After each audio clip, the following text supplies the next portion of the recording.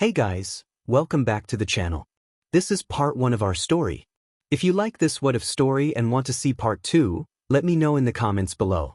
Before we start, don't forget to like, subscribe, and share this video with your friends. Also, check the description for more great content and my playlist. This story was posted by LackOfGlitches on Wattpad. Now let's start. School, another day of hell, Izuku thought as he made his way to his classroom.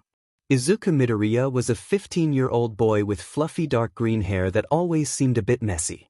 He had a round face with large, expressive eyes and green irises that matched his hair, giving him an innocent and energetic appearance. Like many children, he had once dreamed of becoming a hero. However, when it was time for his quirk to manifest, he received nothing.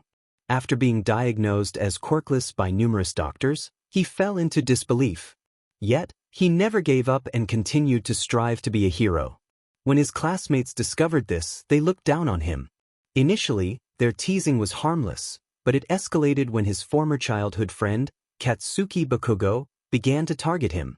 𝐾𝐶 had short, spiky sandy blonde hair with choppy bangs that hung over his eyebrows. His sharp, bright red eyes conveyed a sense of mischief. After gaining his quirk, 𝐾𝐶 became arrogant and started to look down on everyone around him. With such a powerful quirk, he earned the respect and admiration of his peers. So, when he began to bully Izuku, it gave others a reason to join in. Years of bullying had shattered Izuku's confidence, but he still held on to hope, inspired by his idol, the #1 pro hero, All Might. He desperately wished to meet his idol and ask if he could truly become a hero. As he opened the classroom door, Izuku avoided making eye contact with his classmates and quickly made his way to his seat at the back of the class. He could hear the whispers and snickers of his peers as he walked. Once seated, he tried to make himself as inconspicuous as possible, hoping his classmates would ignore him. To his relief, the gazes that lingered on him soon disappeared. Sighing in relief, he stealthily took out his hero analysis notebook and began jotting down observations about the heroes he saw on television. He was so focused that he didn't notice his teacher entering the classroom. Fortunately, the teacher didn't pay him much attention and began discussing their future. When Izuku finally snapped out of his concentration, he heard the teacher mention the next steps in their lives. A sense of dread rose in his heart, and he quickly hid his notebook in his pocket, sensing what was coming. The teacher continued, "Of course, all of you will become heroes," but was interrupted by Bakugo, who stood up and declared, "Hey, teacher, don't group me with these extras." He placed his foot on the table and proclaimed, "I will be the first person in this school to get into you." Instead of feeling offended, the classmates admired Bakugo's ambition and applauded him. However, the applause faded when the teacher turned to Izuku, saying, "If I'm not mistaken, Midoriya, you also want to go to you, correct?" The room fell silent, and Bakugo's smile froze. Everyone turned to face Izuku, and Bakugo shouted, "Deku, don't make me laugh. You think you have a chance? A quirkless Deku like you will never step past the gates of you." With each word he stepped closer to Izuku. When he finished, he was right beside him, extending his hand as if to use his quirk. Both boys knew they couldn't take it too far.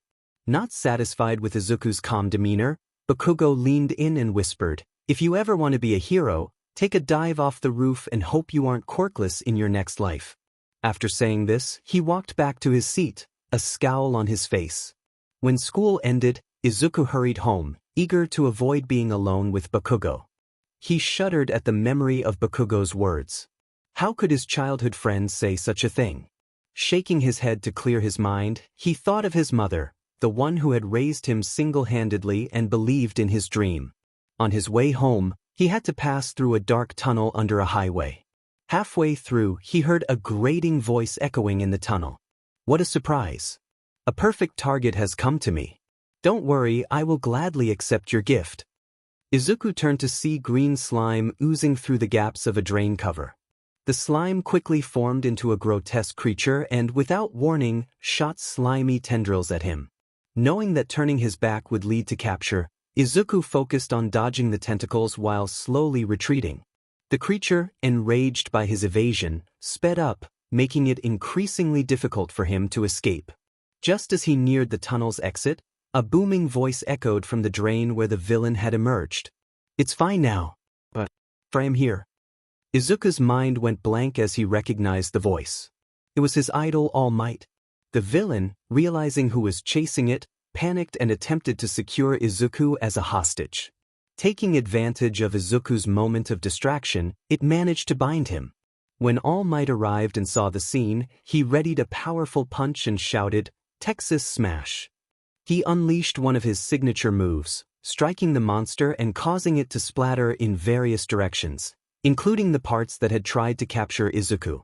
However, Izuku lost consciousness due to the force of the attack. When he awoke, he felt something hard repeatedly hitting his cheek. Opening his eyes, he found his idol's chiseled face right in front of him. Recovering from his shock, Izuku excitedly jumped up, eager to ask for an autograph, only to realize that his pocket, which had held his notebook, was empty. Worried, he looked around to see if he had dropped it, only to find that his notebook was in his idol's hands. Furthermore, All Might had left his signature on the cover and was about to return it to him. He gladly received his book with both hands, fanboying internally at the new addition to his collection. But from the corner of his eye, he noticed that All Might was preparing to leave. He realized that this might be his last time seeing his idol, and he still had a question only his idol could answer. Gritting his teeth, he extended his arms and grabbed firmly onto All Might's shorts, just in time for All Might to jump into the sky. Mid-jump, All Might felt an unusual weight on one of his legs and turned back to see Izuku holding on for dear life. He started to panic inside, thinking that this kid was going to give him a heart attack. Not wanting the boy to end up hurt, he landed on a nearby building. Upon landing, he gently removed the green-haired boy from his leg, wanting to scold him. However, his transformation was about to end, so he could only let the boy off the hook and leave. But before he could, Izuku fired his question, hoping for the best. Even if he did not have a quirk, could he still be a hero like All Might? At that question, All Might paused, memories flooding his mind. Thinking about the safety of this child, he bit the bullet and answered that the path of heroes could only be walked by those who were qualified. The last strand of hope in Izuku snapped, and he felt that the dream he had cherished for the past 11 years shattered into pieces. Despair clouded his mind, causing something to stir within him. However, as if lacking a certain catalyst, it did not progress further than a slight disturbance before calming down. But the effect of this stirring caused All Might to tear up a bit. He rubbed his tears away, thinking that it was just because of that memory. After answering the question, All Might tried to leave but did not manage to do so in time as his transformation reached its limit. Instead of the muscular and mighty figure Izuku was familiar with, in front of him stood a skinny man with a face that resembled a skeleton. With no other choice, All Might had to explain that this was his true form, which shocked Izuku. Knowing that this was his last meeting with All Might, he asked him to elaborate. All Might reluctantly continued his explanation. A long time ago, he had been severely injured during one of his rescue operations. The injury was too serious, and he was unable to fully recover. Nowadays, he could only maintain his heroic form for half a day at most. Before Izuku could ask why he needed to hide it, All Might explained that it was because of his identity as the symbol of peace. If villains were to know about his injury, they would take advantage of it and cause chaos, resulting in the citizens losing their trust in heroes. Without him, this generation of heroes would struggle to keep villains at bay. Now that Izuku knew this, he must not tell another soul. With the end of his explanation, All Might left, never once looking back. Izuku could no longer control himself and finally broke down. The person he looked up to as an idol had just crushed his dream. He felt as if the world had lost its colors. Shortly after, however, he recovered. At the back of his mind, he knew that his dream of being a hero was nothing but a pipe dream. Now with the confirmation from his idol, he could finally give up on his dream with a clear mind. After all, if even All Might said so, there was nothing he could do to become a hero. Maybe he should find something else to do. Knowing that he had no hope of becoming a hero, he wanted to chase another path, like becoming a police officer or an investigator. He smiled at those choices. He would still be able to work closely with heroes, Being quirkless did not mean that he was out of options. He ran home, wanting to tell his mother about his new goal. Maybe giving up on his dream wasn't a bad thing after all. Before leaving the rooftop, Izuku noticed a glass shard on the floor. It had some green, mushy liquid stuck on it. It reminded him of the villain before, but he ignored it, wanting to return home as fast as he could. While walking back, he saw 𝗏𝐾𝐭 running down the streets. At the sight of him, Izuku tried to avoid him, but he noticed that 𝗏𝐾𝐭 looked unfocused. Izuku was confused by his behavior but shrugged it off. He picked up speed and ran home, only to find policemen surrounding the building. He tried to see what had occurred and noticed that his house had been broken into. He saw traces of green, mushy liquid on the broken window and knew whatever happened there had something to do with him. Ignoring the barrier, he ran inside, avoiding the shocked policemen trying to catch up to him. In the end, they were unable to catch up and could only watch him enter the crime scene. All was silent in the apartment, save for a sound akin to dripping water coming from his mother's room. He gently opened the door and saw his mother on the floor. She was injured, and her eyes were unfocused. At that moment, Izuku fell to his knees in front of her. He tried shaking her over and over, in an attempt to wake her up, ignoring the evidence of the struggle on his hands. When it became clear that it was ineffective, he slowly started speaking, calling out to her in despair. A voice filled with sorrow echoed through the apartment, gradually increasing in volume until it sounded like a beast's roar. Then the voice went silent, before a loud cry filled with despair broke the silence. Everyone in the vicinity began seeing memories that did not belong to them.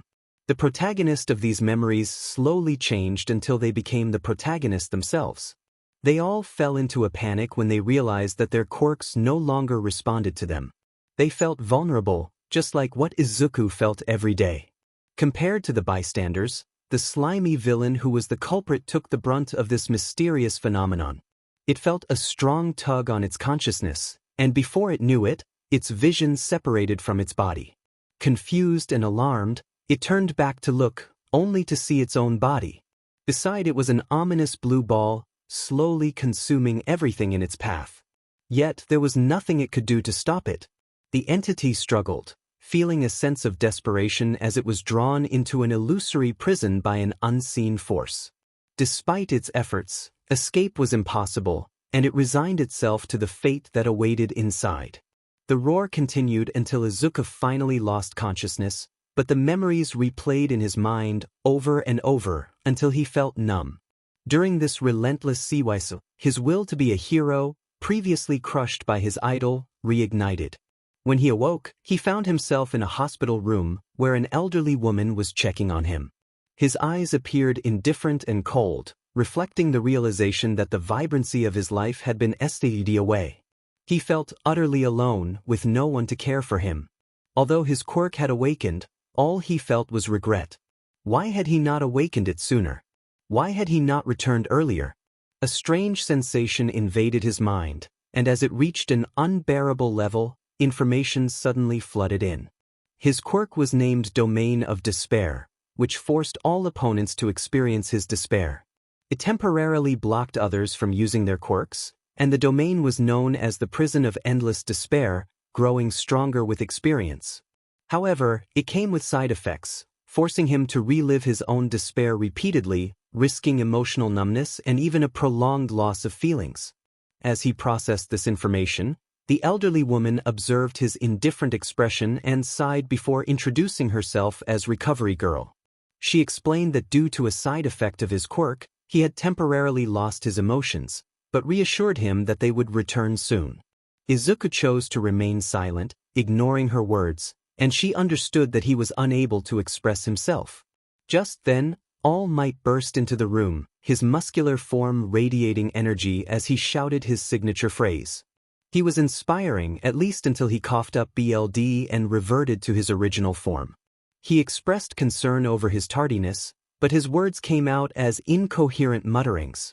𝗏𝐿𝐼 shook her head, bemused by how someone like him could be the symbol of peace. Izuku continued to ignore them, choosing to focus elsewhere. This made 𝐒𝐮𝐬 feel embarrassed and guilty, especially since he had recently told Izuku that he could not become a hero. Remembering his purpose, All Might grew serious and informed Izuku that although he had used his quirk illegally, it was an accident, and they would not hold him accountable. However, the principal of 𝐒𝐮𝐦𝐦𝐸 wanted to meet him. Izuku looked around for the principal but found nothing until he heard a cough below him. He was met with the sight of a small white rat looking up at him. Though he still felt no emotions, he stared at 𝐒𝐮𝐦𝐻, the principal, who felt a bit uncomfortable but hid it well. 𝐒𝐮𝐻 had come to offer Izuku a chance to join 𝐒𝐮𝐦𝐻, recognizing the potential and danger of his quirk. He knew that villains would target Izuku if they learned of him, and he wanted to protect the boy. Even a small chance existed that villains could manipulate him into joining their ranks, which would be disastrous for the heroes. 𝐒𝐮𝐻 was aware that with the loss of his only parent, Izuku might harbor resentment towards heroes for not being there to help his mother. When Izuku did not respond, 𝐒𝐮𝐻 decided to give him more time to think. Before leaving, he whispered something to All Might, who bent down to hear him better. After a moment, All Might nodded in agreement. 𝐒𝐮𝐻 then instructed Izuku to visit a man named 𝐼𝐻𝐼𝐻 at a specific address, handing him an envelope.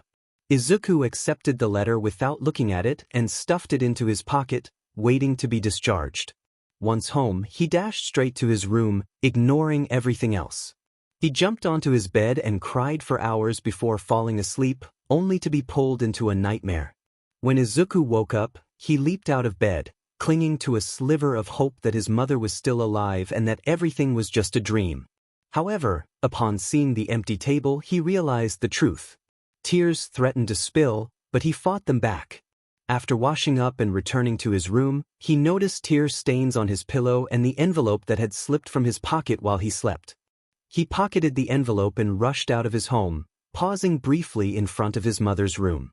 A feeling told him it was not the right time to enter, though he had no longing to do so anyway. He resumed his old training regimen, hoping to relieve some stress and distract himself from his grief. Since discovering he was quirkless, he had dedicated himself to physical training and expanding his knowledge. Even without the chance to become a hero, he wanted to give his all, focusing on the only things he could control. His mother, recognizing his determination, had also sought ways for him to improve his fighting abilities, spending days pleading with martial arts schools to share their techniques. Her persistence was rewarded when 𝐼𝐻𝐻𝐼𝐻 took notice of her efforts. He taught her one of their school's most basic sword arts, which she accepted with gratitude. When he received the manual for this technique, he personally traveled to thank the 𝐼𝐻𝐻𝐼𝐻 who had given it to him. It was during this visit that he learned about the struggles his mother faced to obtain this manual. Understanding the effort she put into it, he cherished the manual, practicing diligently every day. However, he couldn't acquire any weapons as they were reserved for those with a hero's license. He also refrained from getting a practice weapon, not wanting to add to their financial burdens if it needed to be replaced. Instead, he spent many days adapting the technique to suit his own arms. Now, he could wield his arms like a sword, allowing them to slice through wood effortlessly. Although he didn't fully understand how this was possible, he accepted it as part of a world filled with strange quirks.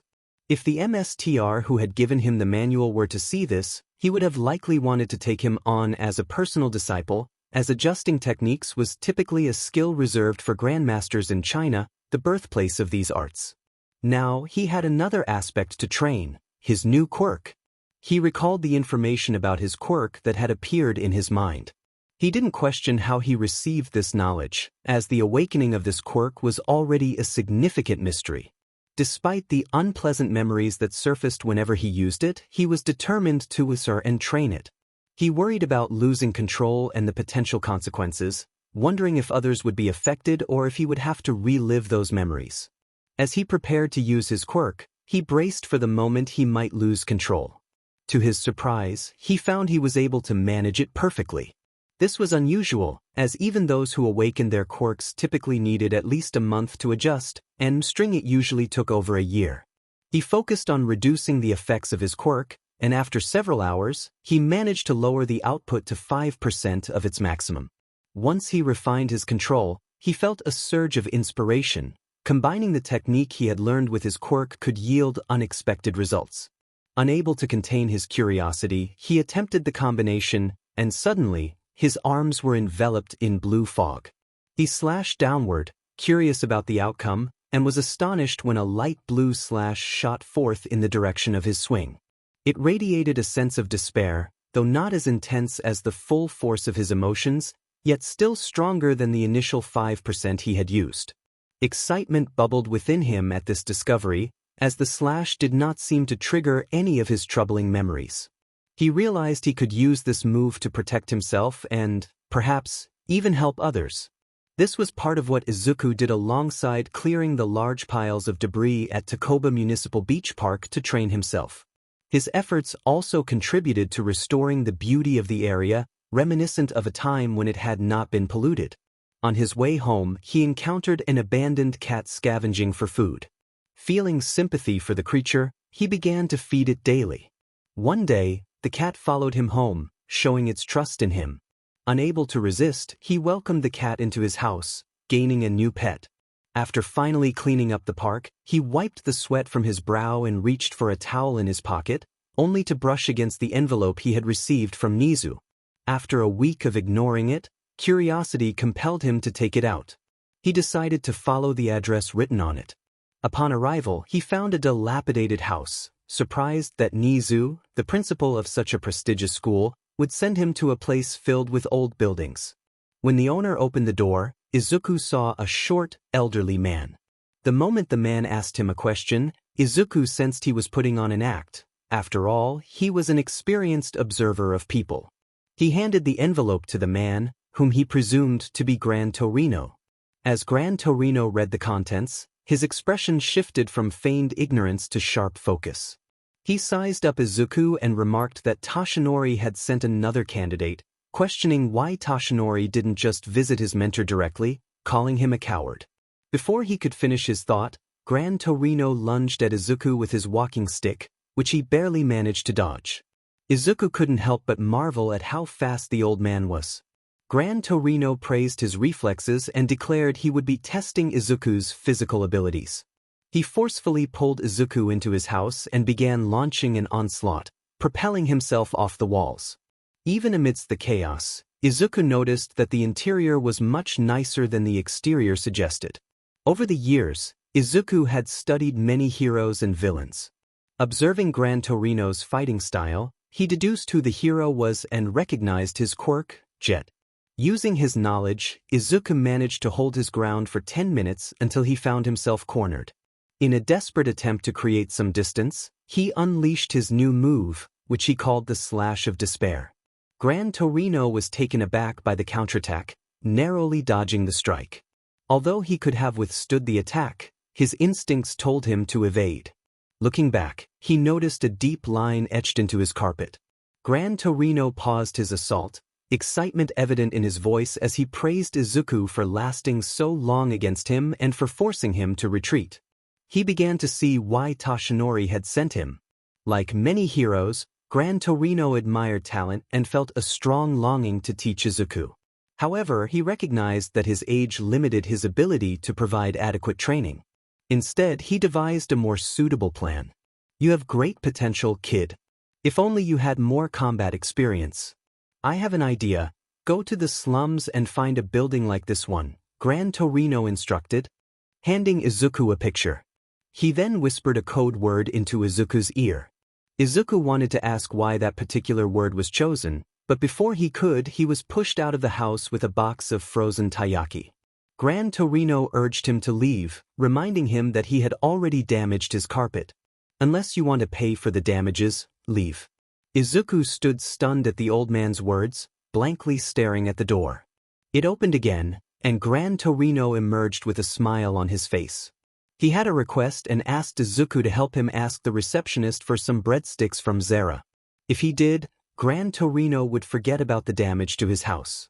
With that, 𝐼𝐻𝐼𝐸 slammed the door once more, leaving Izuku confused. With nothing else to do, Izuku slowly made his way to the slums. He remembered going there before to volunteer with his mother when he was young, playing with the children of the residents. He was familiar with the residents and knew that even if they were grumpy and nagged a lot, they never meant what they said and were always the first to help others in their time of need. Within the place filled with dilapidated buildings, The atmosphere was filled with happiness and hope. The familiarity of this place made him sink back into his memories. Though Izuku treated the residents with respect, not many people were like him. Most, including heroes, looked down upon them and their situation.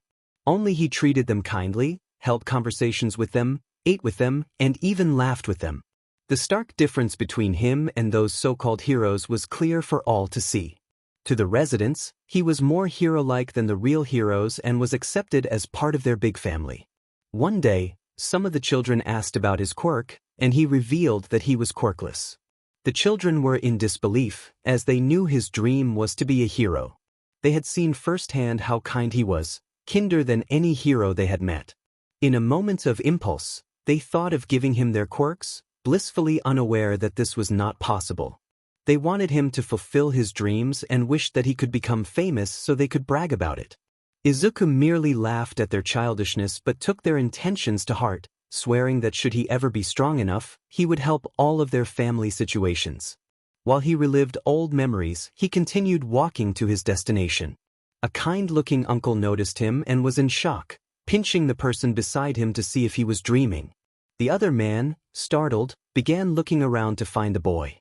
When he saw Izuku walking on the road, he wanted to catch up with him. But when he noticed that Izuku was deep in thought, he restrained himself from doing so. Izuku, still reminiscing those bittersweet memories, did not notice the stir he was causing. Many people who passed by remembered him and wanted to talk with him. Yet, seeing how distracted he was, they stopped themselves. However, not everyone who saw him had kind intentions. Somewhere in an alley, a man was sneaking around before noticing Izuku. His eyes flashed with greed, and he immediately followed the boy while hiding in the shadows. When Izuku arrived at the address, he was still lost in his memories, resulting in him colliding with a door. Looking up, he saw a wooden door, but when he had collided with it, it felt like a block of metal. Pushing the door with all his strength, he entered a huge open space, larger than what the building appeared from the outside. Several men sitting at nearby tables looked at the door before grinning, then returned to their previous activities. Izuku wanted to look around before doing anything else and decided to take a seat. In an alley beside the building, the shady man following Izuku appeared. He looked through the window at Izuku and thought that he was indeed the target.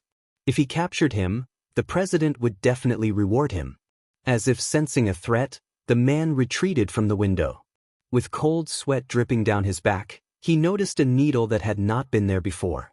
The sight of the needle filled him with immense fear, prompting him to run far away from the building. When Izuku had finished looking around, he approached who he presumed to be the receptionist. The man was tall and muscular, with a scar running across his eye, giving off an intimidating presence. On his broad shoulders sat a little girl, around 7 years old, swinging her legs back and forth while occasionally whispering in the ears of the men. As Izuku observed the receptionist, the man suddenly turned his head to look him straight in the eye. Izuku felt a chill run down his back when their eyes met, as if there were no secrets he could hide. Feeling exposed, he looked away, disliking the sensation the man gave him. Taking a deep breath, he approached the receptionist and said the code word 𝐼𝐻 had given him, breadsticks. Upon hearing this, the little girl whispered into the man's ear. The man used his quirk, causing the surroundings around him and Izuku to distort, resembling a mirror. The receptionist did not speak, leading Izuku to a wall. Before he could ask any questions, the man removed his quirk from the wall, revealing an elevator. The man pried the elevator open, grabbed Izuku by the hand, and pushed him inside. As the door slammed shut behind him, Izuku found himself trapped in a dark elevator. The man in the alley who had been watching Izuku stopped running after putting a distance of 2 kilometers between himself and the building. When the fear dissipated, only excitement remained as he thought about capturing the boy and the rewards that would follow. Yet, before he could continue his daydreams, he sensed something was wrong. He looked around and noted that his surroundings had frozen, as if time had stopped. The man quickly realized the cause and his face turned grim as he tried to break free. But before he could escape, he felt a cold sensation at his neck, and before he could register it, he felt himself falling. Even when he recognized the figure, His eyes widened upon seeing the culprit in person. The man exclaimed in disbelief, questioning how it could be possible for her to survive after they had just killed her. The culprit stood before him, flickering in and out of existence, and he sneered, declaring that she was merely a soul and that a traitor like her would not remain for long. He warned that their president would hear of this and that they would find her, vowing to end her existence. Despite the man's threats, 𝐒𝐮𝐬 remained calm. She declared that even if her time was limited, she would never allow him to harm her son, Izuku. She warned him that if he dared to try, she would ensure that someone would come after him. The man, sensing her determination, smirked and taunted her, claiming there was no way she could summon help, as their president had ensured that. As he finished speaking, his body dissolved into a dark liquid, merging with the shadows, yet his head remained lifeless. 𝐒𝐮𝐬 chose not to pursue him and instead directed her gaze toward the building where her son was. Her eyes reflected love and self-reproach. Although she understood that Izuku was still grieving her loss, she felt it was not the right time to reveal herself, especially in her current state without a physical body. Before departing, she pointed toward the building, where a wisp of purple gas emerged and entered. Satisfied, she vanished. Upon witnessing the elevator door close, the receptionist used his quirk to conceal it. Once more, he returned to his desk and released the quirk that had hidden him. Although he trusted the girl's words, curiosity prompted him to ask if it was truly wise to send Izuku in. The girl confidently affirmed that it was. When he inquired about her reasoning, she initially fell silent. After a few moments, she explained that while the boy had potential, he seemed burdened. She believed that although the trial might not fully resolve his issues, it could provide him with some solace. If he weren't special, she would not have sent him in. Despite her explanation, the receptionist remained puzzled, unable to sense anything extraordinary about the boy. Rather than dwell on it, he asked how Izuku was special.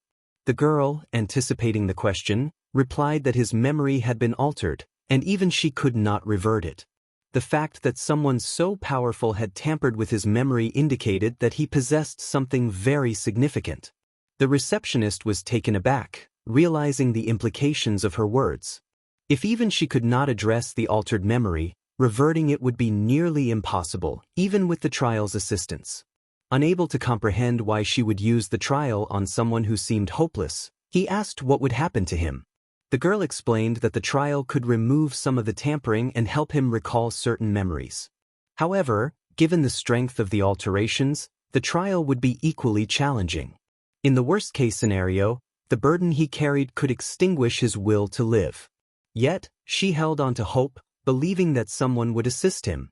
For the first few minutes, nothing unusual occurred. Suddenly, a thick, viscous gas began seeping in from the corners of the elevator. Startled, Izuku attempted to evade the gas, but it enveloped him from all sides. As the gas filled the elevator, his vision faded completely, and he could not see even when he placed his hands in front of his face.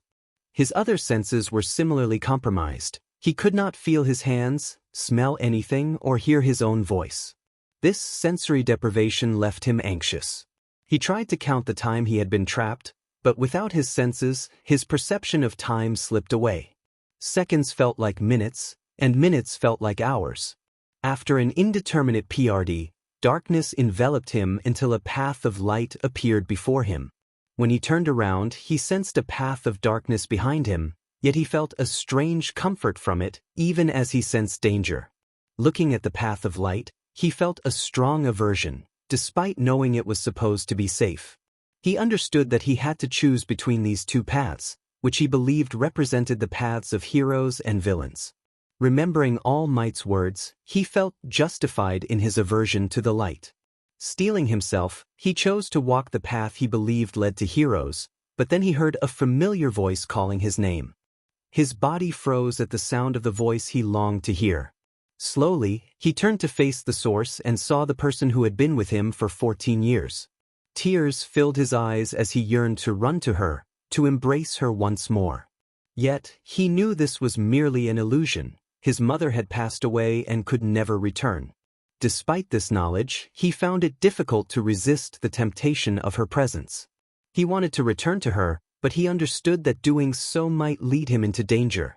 In the end, he could not resist and turned back toward her. As he approached, a sliver of purple gas penetrated his mind, triggering a memory he had never known existed. In this memory, he saw a little boy who looked just like him and a young girl with hair that was red and white. Swinging her legs, the girl asked if he promised to meet her again, to which he eagerly replied that he would.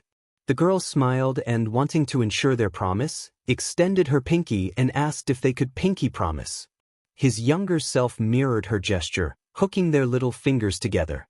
He assured her that they would meet again, that he would be waiting right there, and urged her not to forget.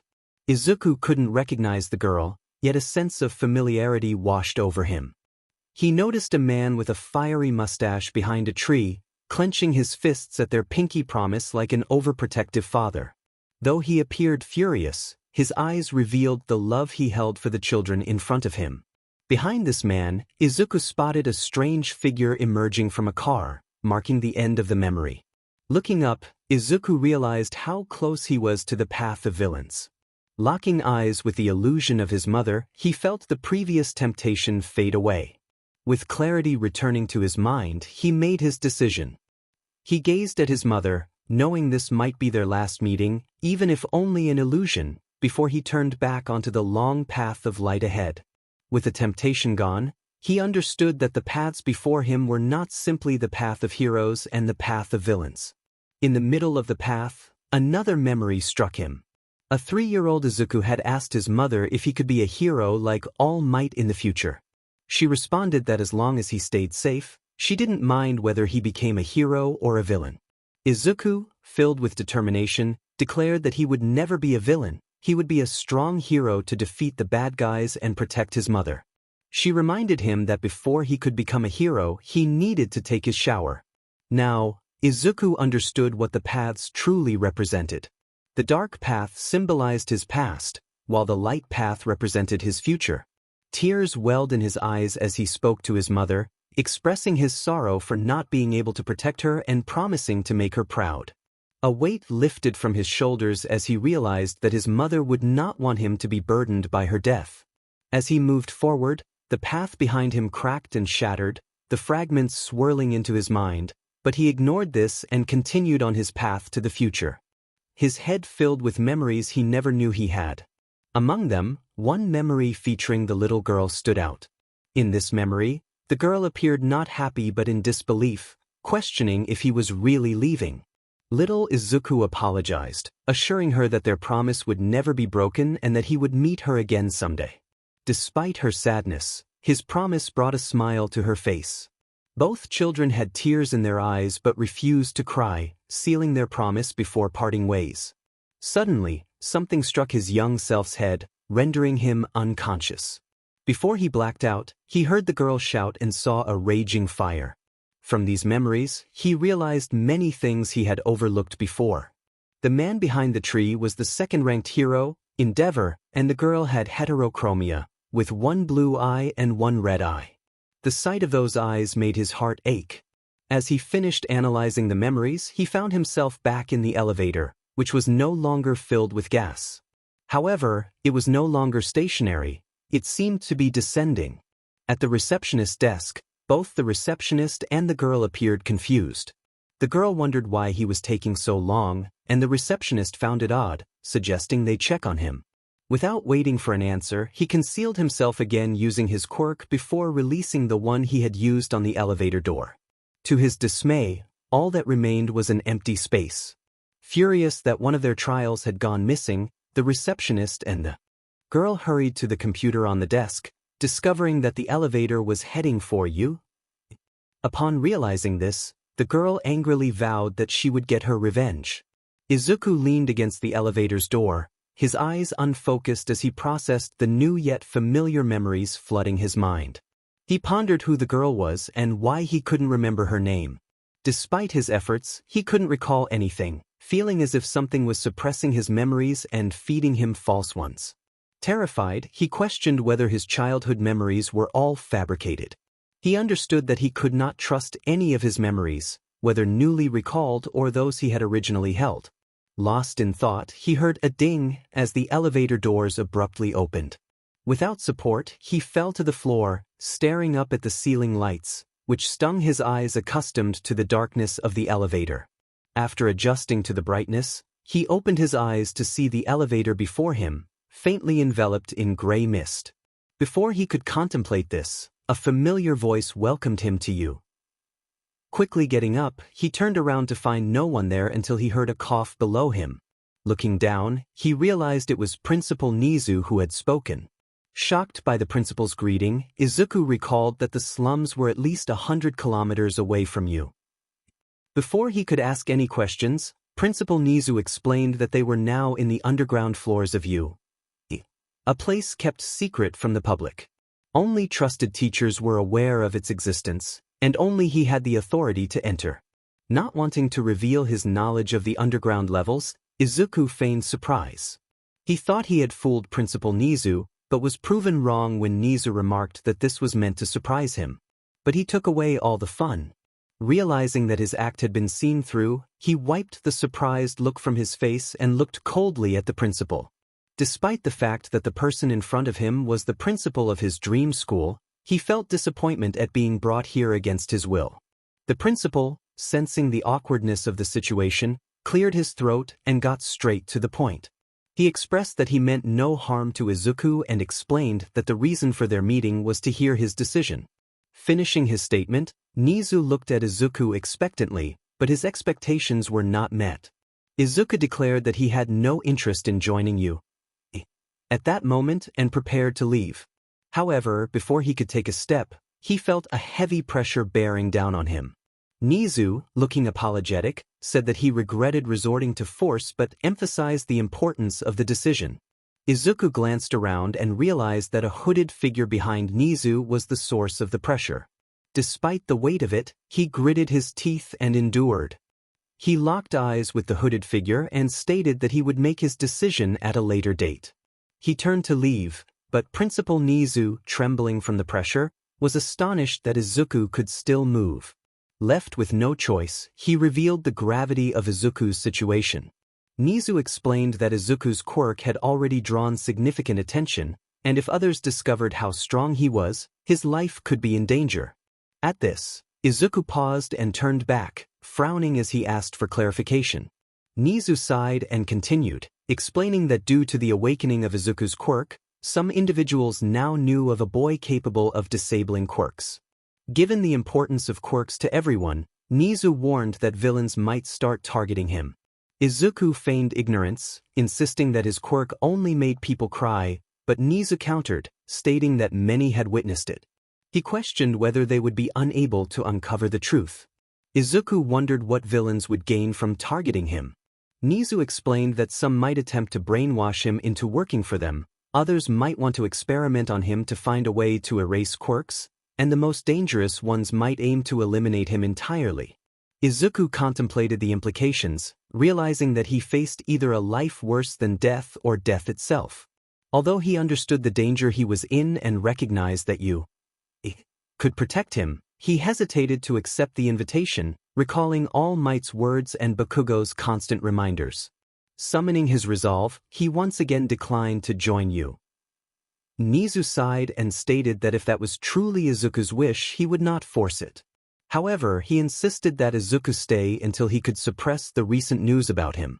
Though displeased, Izuku agreed to this arrangement and inquired about what he could do during his stay. 𝐒𝐮𝐬 smiled and mentioned that his friend would teach Izuku and also protect him in case anyone managed to enter. After revealing an elevator and using it to leave, 𝐒𝐮𝐬 felt a mix of dissatisfaction and relief, knowing he had at least managed to keep Izuku there. Back in the room, the hooded figure and Izuku faced each other, an awkward silence hanging in the air. Unable to endure the silence any longer, Izuku finally asked what they were waiting for. When no reply came, he examined the mysterious figure. Suddenly, the figure began to disintegrate like dust, sending a chill down Izuku's spine. He attempted to lean away, but a hand unexpectedly curled around his throat. Before he could respond, the hand vanished, leaving him facing a doll with a silly face painted in red ink, holding a knife pointed at him. Suppressing his urge to ask questions, he prepared a slash of despair to attack. Instead of targeting the doll directly, he slashed above it, producing a ripping sound as two halves of a puppet fell beside him. He then aimed at the doll, but his attack was easily countered by the knife it wielded. Wanting to create distance to analyze his opponent, he felt a tug on his legs, nearly causing him to trip.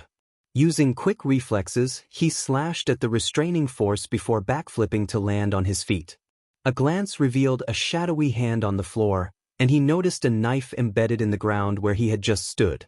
The puppet remained in front of him with its silly face, and if not for the situation, he might have laughed. He then heard the voice of the mysterious figure, complimenting his critical thinking and intelligence while praising his quirk usage. This time, he pinpointed the location of the voice and looked up to see the figure sitting on the ceiling, defying gravity. Realizing she might not come down anytime soon, he bombarded her with questions about her identity, her quirk, the puppets, and how she was on the ceiling. Before he could continue, he felt a force clamp his mouth shut, leaving him unable to speak. Thankfully, she began to answer his questions, stating that he did not need to know her name and could call her whatever he wanted. She explained that the puppets were extensions of her quirk, which was also the reason she was on the ceiling. Now quit yapping and sit down. As if a mountain was on his back, Izuku was forced to slowly bend down until his knees were on the ground. Kneeling also works. With that, the pressure disappeared, as if it was never there. The force that had kept his mouth shut was also gone, allowing him to continue his questioning. However, he knew this was not the right place, so he just closed his mouth. Yet, his eyes were full of curiosity about the person in front of him. He did not need to wait long as she slowly started explaining what was happening. That was it. Test to see whether he was worthy to be trained by her. Now, she could see he had a decent brain, an average body, and excellent usage of his quirk. All he was lacking was combat experience, but that could be rectified later. As of right now, the rat wanted her to train him. She would give him a choice. Did he want her to train him? Izuku started thinking hard. Clearly, this person was powerful. But could she really teach him what he needed? Should he ask what she could teach? Should he refuse? What was her training like? Would it make him stronger? He looked at the cold face of the mysterious person and took a deep breath before asking her what exactly she could teach him. She pondered for a moment before replying that she could teach him many things, such as quirk usage and weapon usage. She could even teach him flower arrangement. She paused for a bit before adding that a man like him wouldn't need that, right? Izuku thought, of course he wouldn't learn that. He wasn't interested in such things. He started a huge debate in his mind and, in the end, concluded that it was best for him to train by himself so he could learn how to rely on himself. If he couldn't even think about himself, how could he call himself a hero? Izuku always perceived heroes as people who were courageous, strong, and independent. Although they might work as a team, they should be able to fend for themselves and protect others, just like the symbol of peace. She was stunned at this answer. It sounded so similar to that man. At the thought of him, anger surged through her. With no other target but poor little Izuku, she took her fury out on him by opening a hole in the ceiling and sending him straight through it. Of course, she closed the hole behind him, expressing her frustration. Am I just not good enough in your eyes? Like I care. After venting her anger, her face quickly reverted to its cold, expressionless appearance. She heaved a sigh, thinking about how she would explain all this to that rat later. Izuku lay on the pavement just outside you, feeling as if he had broken a bone or two. He noticed many pedestrians coming to check out what had happened. Who could blame them? It wasn't every day when a young man flew straight out of you and created a crater on the pavement. Though they were somewhat worried, after all, who could possibly survive this? But he was lucky, as he heard an old lady's voice saying to move out of the way and let her see the injured. From that voice, he recognized it was the old lady who had helped him in the hospital when he first awakened his quirk, Recovery Girl. Before long, a familiar old face appeared in his vision. Oh dearie, this is the second time I've seen you. Something tells me this wouldn't be the last time. Once she finished her rambling, she stretched her lips to kiss him. Upon receiving her kiss, his body rapidly started to heal. But before it could finish, it abruptly stopped as a wave of exhaustion hit him. She suggested he go see a doctor for the rest of the damage. He knew that if she were to fully heal him, he would definitely pass out from exhaustion. He proceeded to lift himself, albeit with difficulty, and gave her a bow before making his way home. Why not go to the doctor? Because a good night's rest would be enough for his body to heal. Ever since he got his quirk, his body had been rapidly changing. Not to mention these few broken bones, even if all his muscles were torn to shreds, he would be able to walk the next day. How else could he have possibly cleared the beach in a mere week? Upon reaching home, he ran straight into his room, completely ignoring all the trash accumulated in the house. He took out some canned cat food from under his bed and opened it to feed the cat he named Mr. Whiskers. He smiled seeing the cat devour the food before jumping onto his bed for a nap. He decided to join it. Today had been an eventful day. In the middle of the night, Izuku jumped up from bed. Cold sweat drenched his clothes. The moment he fell asleep, he felt as if he was in a swamp. He kept flailing his arms in an attempt to escape. But as he was doing so, he felt a hand dragging him deeper until his back made contact with solid ground. He opened his eyes and looked around, noting that this place looked so familiar. That's when it hit him. This was the rooftop where All Might shattered his dream. He knew where he was, and he did not like it one bit. He noticed the door was open, signifying that he was supposed to go through it. But he didn't want to go through it again. He was not ready yet. Instead, he bent down to take the glass shard covered with slime on the floor. He remembered people saying that as long as someone dies in a dream, they can wake up. Let's see if that is true. He placed the shard against his neck and slashed it. But there was no BLD, no pain. Just like that, he blacked out and the dream ended. The moment he jumped up, the cat he had been hugging to sleep was also startled awake. Instead of hissing at him, it rubbed its head against Izuku, as if attempting to comfort him. He gave a soft smile, rubbing its head before looking up to check the time. 2:59 a.m. Too early. Though he thought that, he had no intention of falling asleep anytime soon, so he began working out to vent his frustrations. From 2:59 a.m. to 7 a.m., he exercised relentlessly, yet he never felt tired. It was only when he glanced at the time that he stopped, quickly putting on his sports shoes before heading out for a run. He ran and ran until he reached the beach he had helped to clear. There, he encountered an unexpected sight, two individuals he never wished to see again. The man who had shattered his dreams was training the bully who had tormented him. As he watched them, a burning fury ignited within his heart. However, he chose not to confront them. Instead, he turned around and ran back home. Within him, the fury began to condense, but before it could solidify, it shattered, as if it were missing something essential. Alongside the unformed fury was a bluish ball.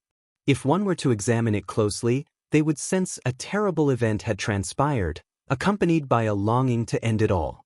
The ball quivered, seemingly saddened by its lack of companionship, before returning to a state of normalcy. This normalcy was short-lived, as the ball suddenly shuddered, releasing faint wisps of colorless gas. During this emission, the echoes of a villain's screams, the one present when Izuku's mother had died, could be heard, gradually fading into silence. As the wisps ceased their emission, they began to flow through Izuku's body, integrating with him, until they reached his brain and soul. His body consumed these wisps eagerly until nothing remained. The ball gradually settled, radiating a sense of expectation as the shattered pieces of fury began to reassemble one by one. Throughout his run home, Izuku struggled to maintain his composure. A whirlwind of thoughts raced through his mind, such as the unfairness of being unqualified while others were not, and the irony of a man who crushed a child's dreams teaming up with an arrogant bully. Distracted by these thoughts, he lost focus on his surroundings, leading him to arrive in front of the slums instead of his home. Realizing this, he snapped out of his reverie but found himself unable to move. It felt as if he were trapped in a dream, yet he was fully aware that he was awake. Desperately, he scanned his surroundings for the source of this phenomenon and soon noticed a shady figure approaching him slowly. Before he could utter a word, he was taken aback by the man's appearance. Instead of a human head, he bore the head of a horse, devoid of a mouth, with all its teeth visible. The head was stitched onto his body, a clear indication that this was not the result of any mutant quirk. Izuku sensed the man's malicious intent and attempted to move, hoping to defend himself, but his efforts were in vain. The man seemed to revel in Izuku's struggle, emitting sounds that resembled a mix of a horse's neigh and distorted laughter. He taunted Izuku, mocking the idea that someone could protect him. With the man's focus momentarily slipping, Izuku seized the opportunity to unleash a wave of despair in his direction. The man attempted to counter the attack but was shocked when he realized he could not even slow it down. In a desperate attempt to evade, he barely succeeded, losing an arm in the process. Furious at his injury, the man threatened Izuku, but before he could finish his sentence, his eyes clouded over, and he collapsed to the ground. With the restraints around him lifted, Izuku felt a surge of freedom. He turned to retreat but found himself face to face with the receptionist from before, her daughter perched on his shoulder. Without waiting for Izuku to ask questions, the girl began speaking excitedly. She expressed her frustration at being swindled but was thrilled that he had returned. She bombarded him with questions about why he was back and what had transpired with the man. Before he could respond, she declared that he was going to join the Underground Heroes Association. Izuku took a moment to process her words, but before he could react, a large man picked him up as if he were a piece of luggage. The ride was the most jarring experience he had ever endured, feeling as if he were sticking his face out of a car window, but instead of a gentle breeze, it was like being pummeled by All Might's punches. He was unceremoniously dropped onto the floor, where he began to dry heave, realizing he had nothing to expel. What a weakling! How can one expect to be a hero with such low endurance? Surprisingly, the girl was unfazed by the high speeds. In fact, she seemed to genuinely enjoy it. It took Izuku about half a minute to regain his bearings before standing up as if nothing had happened. He marveled at her monstrous recovery ability. Before he could ask any questions, he noticed he was standing in front of the receptionist's desk, where a form awaited him. Anticipating his inquiry, the girl explained that it was the form he needed to fill out. Once he was done, he would need to drop a drop of BLD, and they would be ready to go. Just as he was about to refuse, a sense of foreboding washed over him, making him feel that it would be a choice he would regret. Trusting his intuition over his logic, he began to fill out the form. He wrote everything easily until he reached a specific question. What would he like his hero name to be? He found himself unable to answer.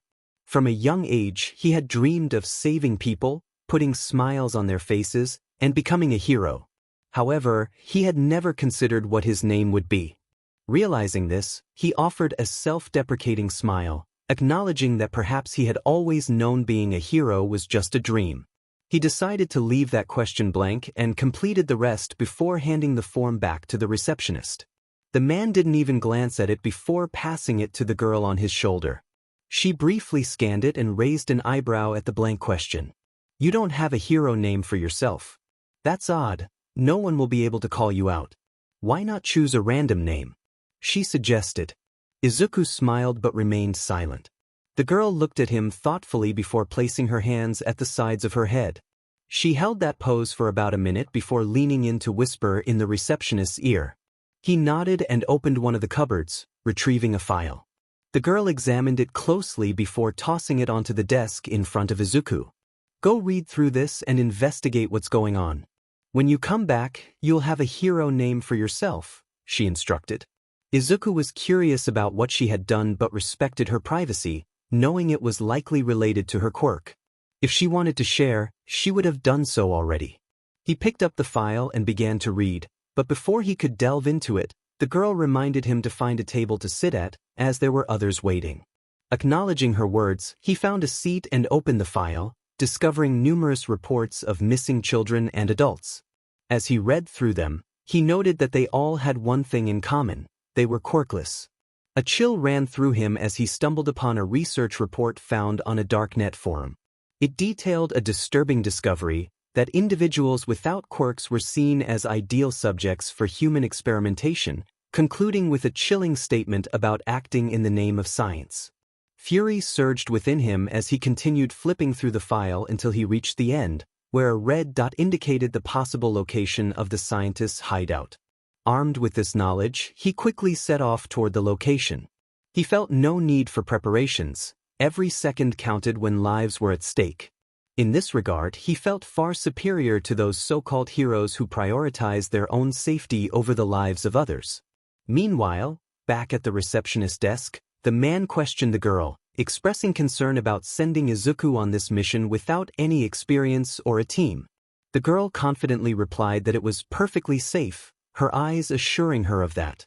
The man regarded her with suspicion but ultimately decided to trust her instincts. After all, her visions had never led them astray.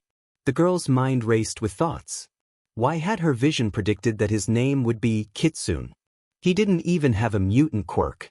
Would he manifest a new one? She pondered this before using her quirk again, attempting to envision what Izuku would look like. Instead of the green-haired boy she expected, she saw a blonde girl with fox ears. Confused, she dismissed it, thinking her quirk might be malfunctioning, something that had happened before. Just as she put the thought aside, her phone rang. The caller ID read, "Stinky Rat." She hesitated but decided to answer, knowing it was rare for this annoying rat to reach out. "What do you want, you rat?" "It's not often I get a call from you," she said. Nizu, on the other end, took a sip of tea before responding. He informed her that Izuku Midoriya had arrived in the slums that day, had been attacked, and had been saved by her and the receptionist. The girl rolled her eyes, teasingly asking if he had called just to flaunt his extensive intelligence network. Nizu, losing his usual composure, urged her to let Izuku know that he would need to be in Class 1A at 𝐸 next year and that he wouldn't need to take the examination. Surprised, she playfully questioned why she should help him. Nizu sighed, explaining that he and the other faculty members were too busy with recent events. Intrigued, she pressed for details, and Nizu, sensing her curiosity, promised to share if she would relay the message to Izuku. After a moment of consideration, she agreed to think about it. Nizu, relieved, began to explain that Shota Aizawa had expelled his entire class that year. The girl was taken aback, knowing that while Aizawa often appeared indifferent, he would never harm his students. Nizu anticipated her question and clarified that the company had attempted to infiltrate 𝐸 with brainwashed children. They were currently investigating the situation, trying to understand the motives behind it. Concerned, she asked about the children. Nizu sighed, revealing that all of them had been diagnosed with schizophrenia and that many had undergone experiments.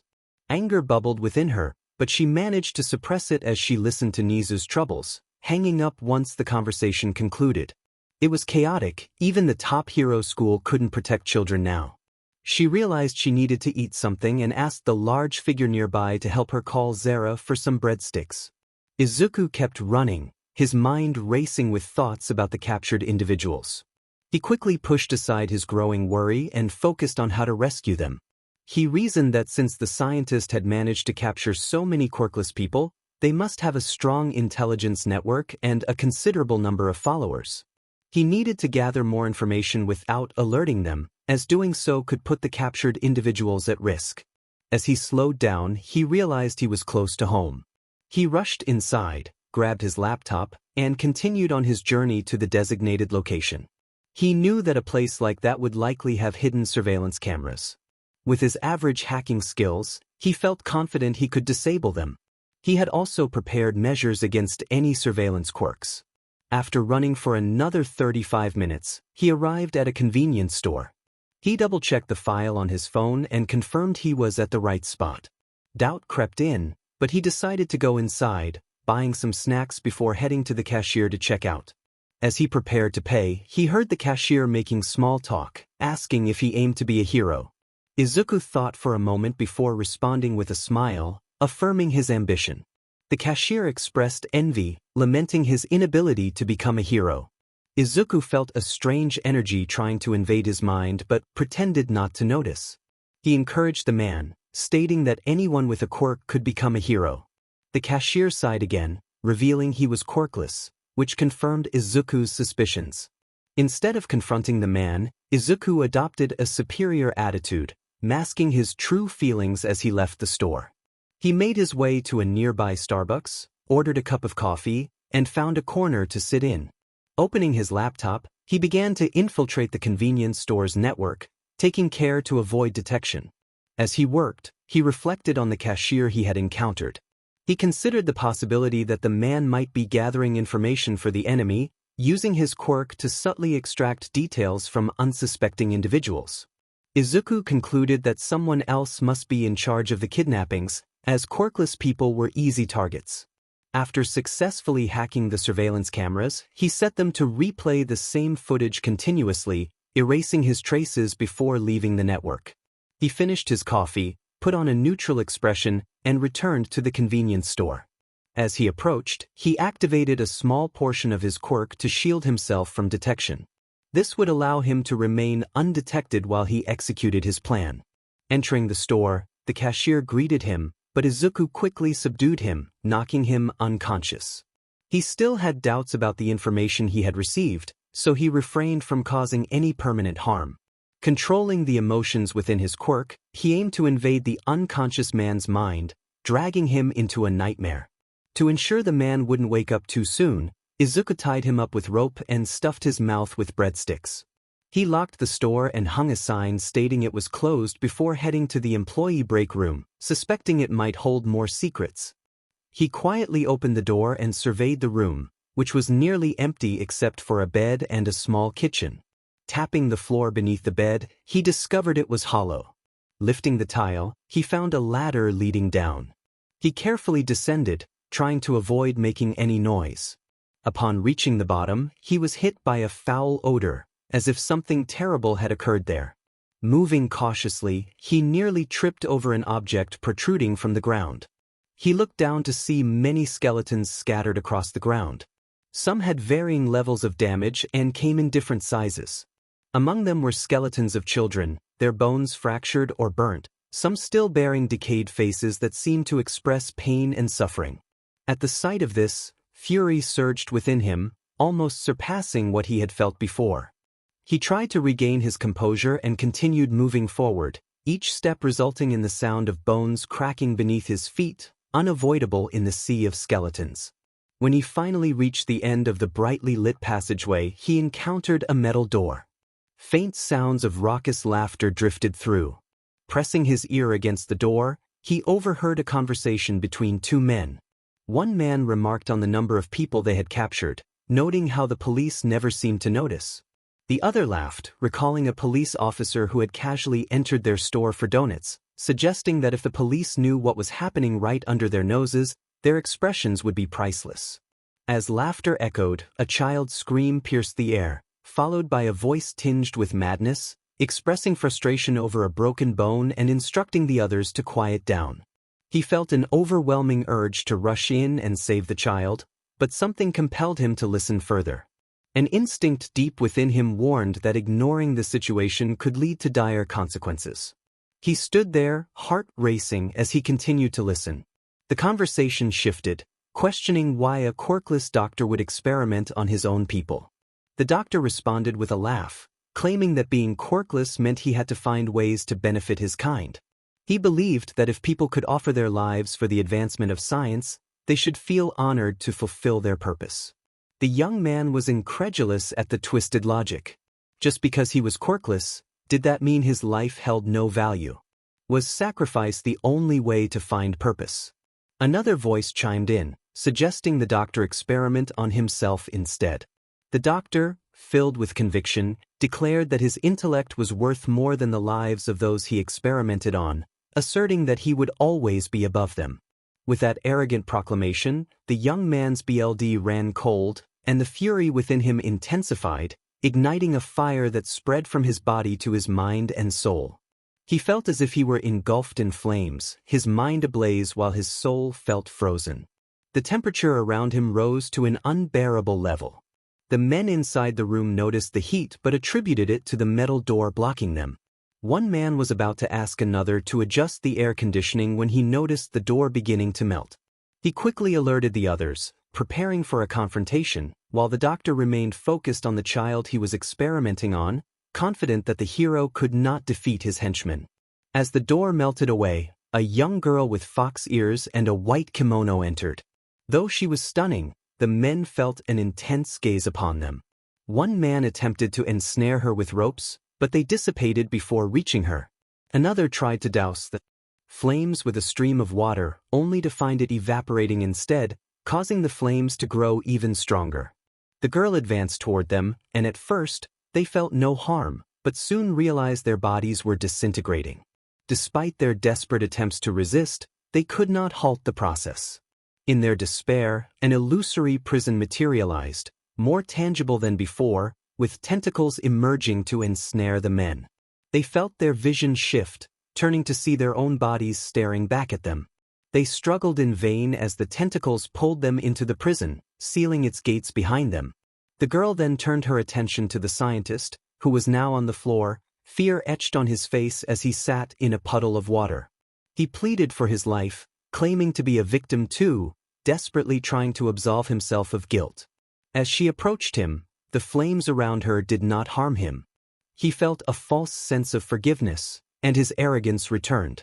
He began to rationalize that she was a hero and he was a victim, insisting that heroes were meant to save the powerless. Yet, the girl continued her advance, and he noticed a bluish ball floating above her hand. She raised her hand toward him, and the ball opened wide, devouring him whole before returning to its normal state, letting out a satisfied burp as it merged back into her. Unfazed, the girl rushed toward the child on the table, relieved to find the child still alive. The child smiled, seemingly pleased that the people who had taken her away were no longer a threat. The fox girl skillfully used her quirk, enveloping the girl in flames. Instead of causing harm, the flames healed the girl's wounds, but as the healing progressed, the child's expression shifted to one of growing anger. Once the wounds were fully healed, the child jumped up and kicked the remnants of the two kidnappers, releasing her pent-up frustration until she finally exhausted herself. The fox girl observed the scene with a cold demeanor. She carefully positioned the child comfortably, retrieved the kidnapper's phone, and called the police. Afterward, she exited the scene, leaving the tile exposed before discreetly eliminating the cashier as well. She dissolved the door with her flames and hurried back to the Underground Hero Association, taking care to avoid detection by using alleys. If any civilians spotted her, she would swiftly incapacitate them, and if any troublemakers crossed her path, she would leave them with a few less teeth before moving on. 𝐒𝐮𝐬𝐃𝐞𝐭𝐚𝐢𝐥𝐬 Tsukachi was engrossed in a new case. At around 11:27 a.m., a phone call was made to the police, but there was only silence on the line. The call remained active, prompting the police to trace its origin. Upon arrival, they found the door completely dissolved and discovered a lifeless body behind the counter. As was customary, they cordoned off the area. While searching the store, they stumbled upon a passageway leading underground. Those with weaker stomachs were overwhelmed, while others pressed on. At the end of the passage, they encountered a door that had cooled after being subjected to intense heat. Peering inside, they found a child sleeping on a couch, with two nearly dissipated bodies on the floor. They took the child back to the police station for questioning. Fortunately, Tsukachi was still present and was invited to assist in the investigation, as his lie detector quirk could prove invaluable. When he inquired about the events, the child recounted seeing 4 individuals during her kidnapping. They cross-referenced the faces of the identified individuals and confirmed that she was referring to the cashier and the 2 kidnappers. However, the identity of the 4th person remained a mystery. When pressed for more details, the child hesitated before mentioning that the pretty lady who saved her had eaten him. Tsukachi found this strange, yet his quirk indicated that the child was telling the truth. Rather than feeling frustrated, he felt a sense of relief at the description of the last person, glad that they had met their end. At least those who died at the hands of the vigilante could find peace in the afterlife. After ensuring the child's safe return home, he felt heartened by the joyful smiles of her family. Yet, he knew that the rest of the day would be overshadowed by the sorrow of the victims' families still unaccounted for. With a heavy sigh, he documented everything in a police report. In his description of the case, he referred to the savior as a fox girl vigilante with a quirk related to fire or devouring.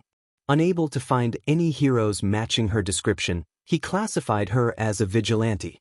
Although he disapproved of vigilantism, he was grateful for her assistance. Without her intervention, he knew that many more would have suffered at the hands of the deranged scientist. With his work complete, he called a friend. When the call connected, he greeted 𝐼𝐻𝐬, who promptly urged him to drop the formalities and just call him Yagi. Tsukachi acknowledged this and asked about his new successor. 𝐼𝐻𝐬 shared that 𝗟𝗶𝐾𝐭 was doing well, noting that since his friends stopped attending school, his temper had cooled.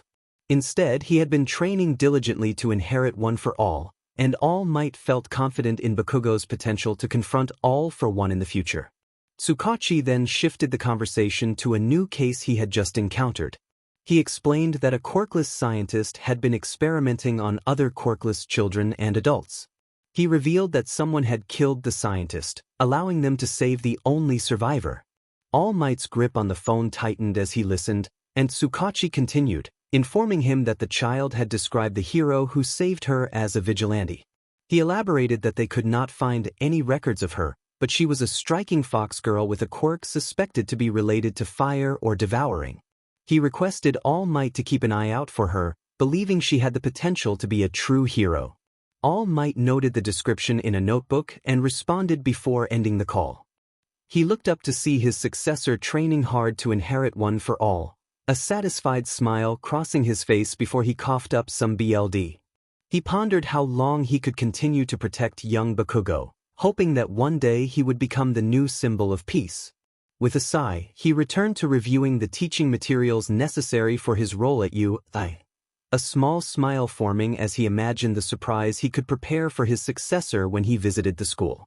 The fox girl kept running until she finally reached the doors of the Underground Hero Association. She briefly hesitated before entering. The moment the girl on the receptionist's shoulder saw her, she quickly nudged the man beside her. He understood the signal, using his quirk to reflect light away from the path to the receptionist's desk, making the fox girl and the path to the desk seem to vanish. The girl on the man's shoulder signaled for the fox girl to follow him, and she whispered something in his ear. He listened closely before making his way up to the second floor, using his quirk again to reflect light away. The fox girl followed without hesitation, jogging to catch up to them. When she reached the second floor, she noticed how quiet it was. She looked around curiously and found 3 doors in front of her. She proceeded to follow the receptionist into the door on the left. The room was simple, with 2 couches and a coffee table between them.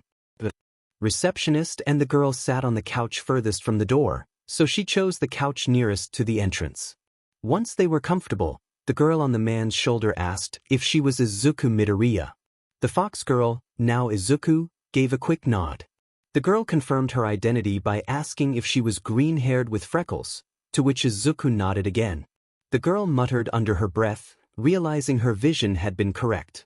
She quickly looked up, reaching into her pocket to take out the form she had given to Izuku earlier.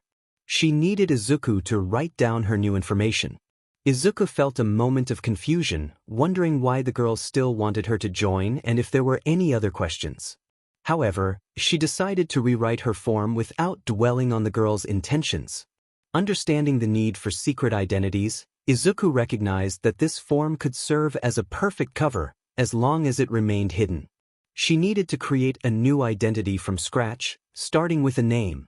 Inspiration struck her, and she wrote down the name Izumi. She chose not to include her last name, knowing any name she came up with would seem fake. With her name settled, her next challenge was to come up with a hero name. Before she could think too much about it, the girl opposite her suggested calling herself Kitsune.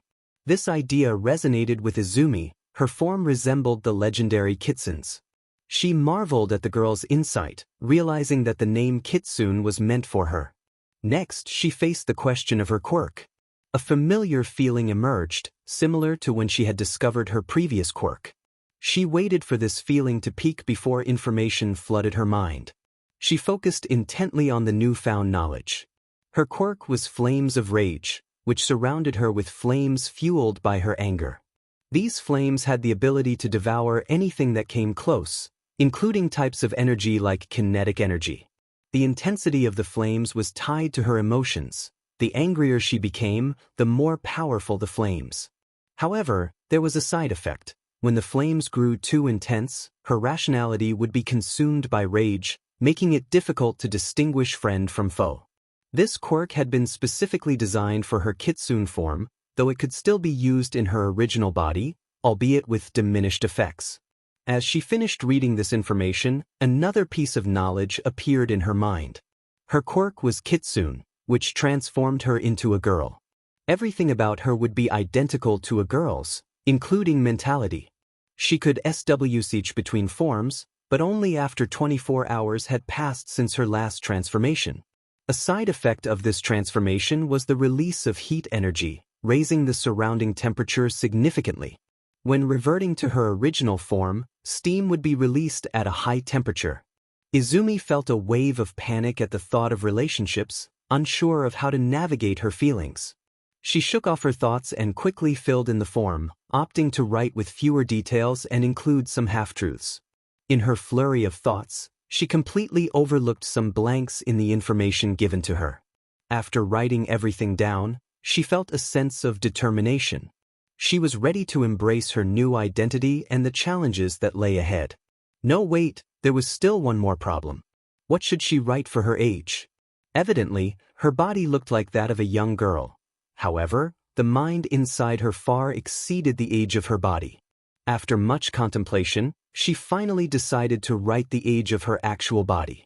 Once finished, she returned the form to the girl.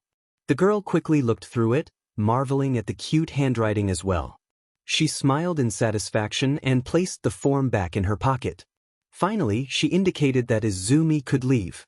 This confused Izumi, as she had been expecting a barrage of questions. Unable to suppress her curiosity, she asked if the girl wasn't going to ask more questions. The girl and the man she was sitting with were stunned. The voice that emerged from Izumi was just too adorable. The man couldn't help but lift his arm to gently pet the head of the fox girl in front of him.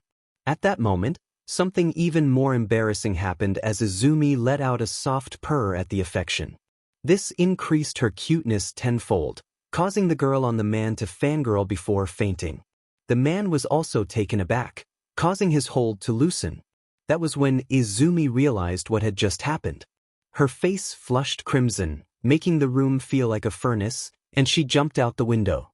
She couldn't possibly exit through the front door, and the window was perfectly open. She quickly ran straight home, leaving the areas she passed feeling unbearably warm. When she finally arrived home, she calmed down and looked at the clock, realizing she had only taken 3 minutes to run home. Surprised, she recalled the information that indicated her strength would convert to speed. She rushed back to the room to find her cat on the floor, looking as if it were starving.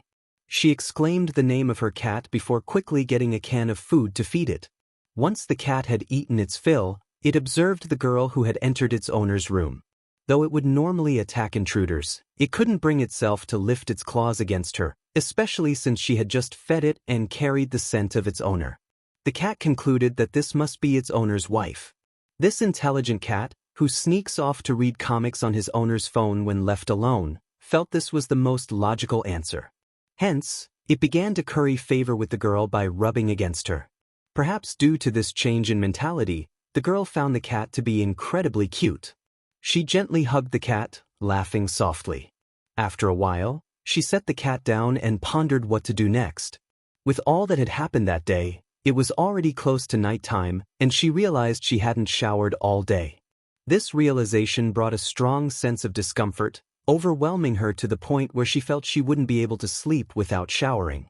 Therefore, despite her resistance, she finally decided to take a shower. Upon entering the bathroom, she felt a wave of awkwardness.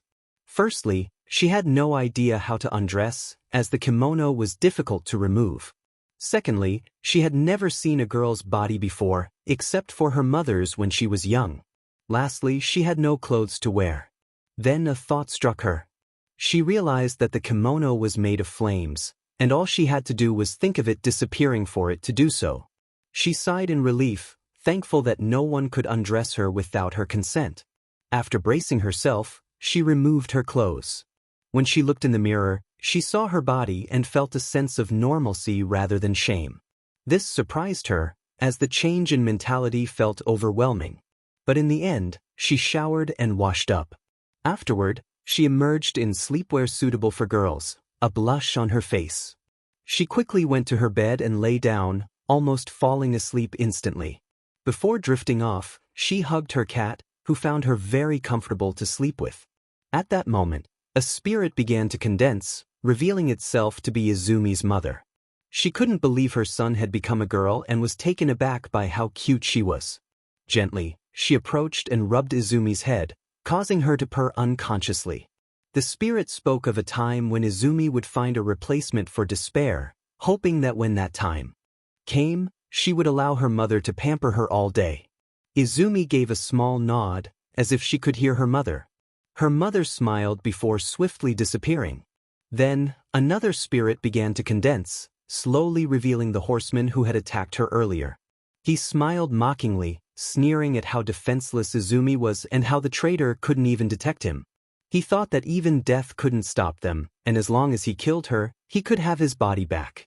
But before he could attack, the cat in her arms opened its eyes and stared intently at the horseman. The horseman paled at the sight of the cat, struggling with frustration. Before he could finish his last thought, the cat swallowed the soul, letting out a satisfied burp. The cat then looked at the cute girl hugging it and drifted off to dreamland. Throughout the night, Izumi had no nightmares. Instead, she dreamt of a conversation with her mother, vaguely sensing that what her mother said was important, though she couldn't remember the details. When she finally woke up, she looked around, hoping her mother had returned. But reality hit hard. She knew it had all been a dream. She rubbed the cat before heading for another shower. After last night's shower, the mental barriers she had regarding this activity were long gone. She emerged an hour later, once again with a red face. Turns out her curiosity got the better of her once again. That was when her phone suddenly rang, though she had no idea why it was on the floor. She clearly remembered placing it on the desk beside her bed the previous morning. Nevertheless, she answered the call, trusting her intuition as it had never led her astray before. She heard the receptionist's voice on the other end. The receptionist informed Izumi that she needed to come over because they had a partner for her. Confused, Izumi questioned why she would need a partner. The receptionist explained that it was more about the other person needing a partner and that Izumi was the only one available for this particular individual. Izumi pondered for a moment and then asked what would happen if she refused. The receptionist's response left her in silence. She indeed needed the help. Although she had managed to save people the day before, they had been unprepared, and she had the advantage of information. She recognized that she would have an 80% chance of failure if she had not awakened to her new quirk. If she were asked to go on another solo mission, she knew she had no chance of success. After some consideration, she decided she needed all the help she could get. The receptionist seemed pleased and urged her to arrive quickly, as the grouchy man was not known for his patience. Izumi had no qualms and hurried over in her kimono and wooden sandals, the same one she wore when she first transformed. She made a mental note to find out the name of these sandals. She also discovered that she could change the form of her clothes through her control of flames, allowing her to 𝐼𝐻 to her sleepwear from the previous day. Finally, she reached the door of the Underground Hero Association and opened it. The moment she did, she heard the receptionist calling her name. She looked over and saw a man with black hair and a white tape-like object around his neck, resembling a scarf. When he turned around, she confirmed his identity as her new partner, 𝐼𝐻𝐻𝐸. Now, Izumi and the seemingly indifferent underground hero, 𝐼𝐻𝐻𝐸, sat at a table for two, surrounded by an awkward atmosphere that caused nearby heroes to move their seats further away. The silence was eventually broken by 𝐼𝐻𝐻𝐸, who unexpectedly stated that he would be in her care. This remark led to another round of awkward silence. Izumi was completely confused by the situation, her mind racing with questions. She wondered why a pro hero like him, who should have pride, was not asking any questions. Most heroes preferred to work solo and would seek partners of equal strength if they needed to team up. Yet, the pro hero in front of her maintained a poker face, as if this matter was of no concern to him. When Izumi first learned she would be partnering with 𝐼𝐻𝐻𝐸, she had been frantic with worry about the questions he might ask. She imagined he could explode with inquiries about her qualifications or simply ignore her and request someone else. All these scenarios seemed logical to her, and she even prepared a speech about her qualifications. In the end, she couldn't utter a word before being accepted as his partner. The only possibility she could think of was that he planned to test her abilities. If he was not satisfied, he would immediately dismiss her and find someone else. This thought added pressure to her, as she hoped to work alongside one of the heroes she admired. Unbeknownst to her, Eraserhead's thoughts were much simpler. He was captivated by her fluffy ears and tail, thinking about how soft they looked and wishing for a chance to pet her. Yes, the most indifferent underground hero was currently fanboying over the fox girl. Both heroes, with their vastly different thoughts, were preparing for their first task together. The receptionist, instead of interacting with them, opened a drawer and sifted through a thick file of papers before retrieving a sheet. When both heroes looked at the contents of the paper, they were taken aback. Izumi couldn't help but exclaim that the job seemed too simple. Upon hearing her cute voice, the other heroes present stopped their conversations and turned to face her in unison. Feeling the weight of their gazes, Izumi flushed red, raising the temperature of the room. She quickly used her fluffy tail to cover her face, causing many to be charmed by her cuteness. Eraserhead, caught off guard by her adorableness, unconsciously reached out to pet her head. The moment his hand made contact, he thought about how soft she felt. He couldn't help but rub her head more, which made her blush even deeper. She began to swat at his arm, trying to fend off the playful gesture. Controlling her urge to purr, she pushed his arm away, and Eraserhead quickly realized what he had done. He withdrew his hand and muttered an apology under his breath, his gaze drifting toward her tail. If her head was so smooth, he wondered how soft her tail would be. However, he knew that pursuing that thought would be inconsiderate and stopped himself. He gently took her arm and led her toward the exit, ready to tackle the new task assigned to them. As the fox girl and Eraserhead left, the other heroes let out a collective sigh before returning to their usual conversations, now including the cute fox girl they had just witnessed. Some heroes, especially those who had children of their own, felt a strong urge to pamper her. When Izumi finally calmed down, she returned to her normal expression, ready to face whatever challenges lay ahead. She felt as if the pressure of this supposed test had just been released. When Eraserhead gave her a gentle pat on the head, warmth spread through her, reminiscent of her mother's comforting touch. She couldn't help but wonder if this was what it felt like to have a father. Since her 𝐼𝐼𝐻, her mother had been her only parent. Her father was absent, known to her only through her mother's stories. Her mother described him as a man with a warm smile, who showed a vulnerable side when they were alone. The most captivating trait he possessed was his heroism. He would save anyone in need without a second thought, even at the cost of his own life. These stories were all she had, and she often blamed herself for his absence, believing he had abandoned them because she was quirkless. This self-blame made her feel worthless. If only she had a quirk, she thought, perhaps she would have met her father and their family would be whole. Lost in these negative thoughts, she didn't notice her expression growing somber. Her partner noticed and gave her another reassuring rub on the head, pulling her from her thoughts and eliciting a soft purr from her. Eraserhead was taken aback by her reaction, and the moment became awkward as silence enveloped them once more. Eventually, he broke the silence. He asked for her name, and she felt relieved to respond. She introduced herself as Izumi and inquired about him. He introduced himself as Shota Aizawa, suggesting she could call him Shota or Eraserhead. After a moment of consideration, she decided to call him Eraserhead, feeling a bit shy about using his first name. Another silence fell between them as they continued walking until they reached their destination, the residence of an elderly man named Yoshi. They were tasked with checking on him since he hadn't been seen for a while. Upon entering, they were met with a foul odor that made them cover their noses, and Izumi gagged slightly, her senses more acute than usual. Initially, they feared the worst, but upon closer inspection, they realized the smell came from the litter scattered around the house. As they searched for the old man, Izumi accidentally stepped on something soft. Looking down, she saw an elderly man lying on the floor, peacefully napping. Startled, she gasped, waking him up. He blinked at her and, mistaking her for his granddaughter, asked how long it had been since her last visit. Izumi quickly adapted to the situation, smiling and greeting him as Grandpa. The man affectionately rubbed her head before turning his gaze to 𝐼𝐻𝐼𝐻𝐸, scrutinizing him before asking who he was. Without hesitation, 𝐼𝐻𝐼𝐻𝐸 introduced himself as the father-in-law. The old man was surprised and commented on how much 𝐼𝐻𝐼𝐻𝐸 had grown, joking about his hair color. He invited them in, navigating the mess with ease, and asked if they preferred coffee or tea. They both chose tea and quickly began tidying up the place. The old man protested, insisting it was impolite for guests to do the work, but Izumi cleverly suggested he help prepare the tea instead. He agreed enthusiastically, and once he finished making the tea, they had already cleaned the area. They sipped the tea slowly, knowing it would be rude to leave without doing so.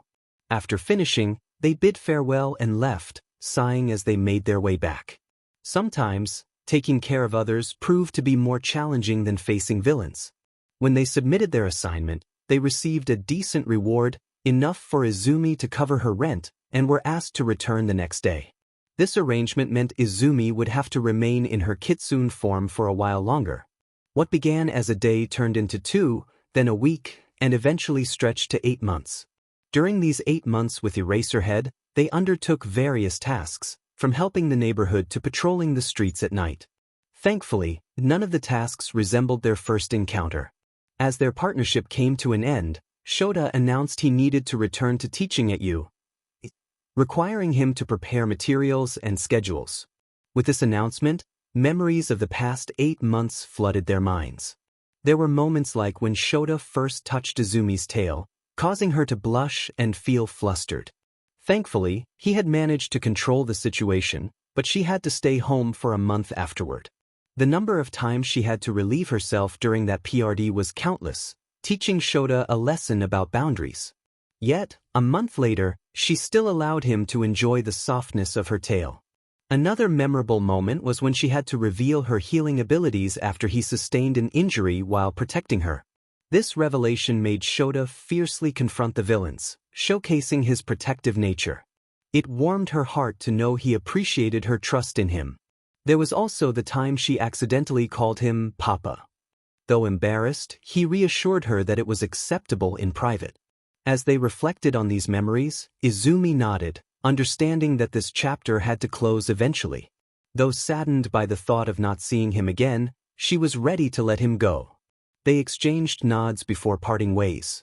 She called him Papa one last time and hugged him tightly before returning to the receptionist desk. The girl at the desk watched the scene unfold, surprised at the closeness that had developed between the two who had been randomly paired. When she heard the news about 𝐿𝐻𝐸 returning to 𝐸 to teach, Izumi remembered the message she needed to share with the fox girl. She quickly gestured to the receptionist again and had a brief conversation with the fox girl. Nizu had asked her to inform Izumi that she would be attending 𝐸 in 4 months. This revelation shocked Izumi, as it meant she might have the chance to see her father again. However, the fox girl continued, explaining that Nizu was unaware that Izumi was currently a girl, so she would have to attend as Izuku.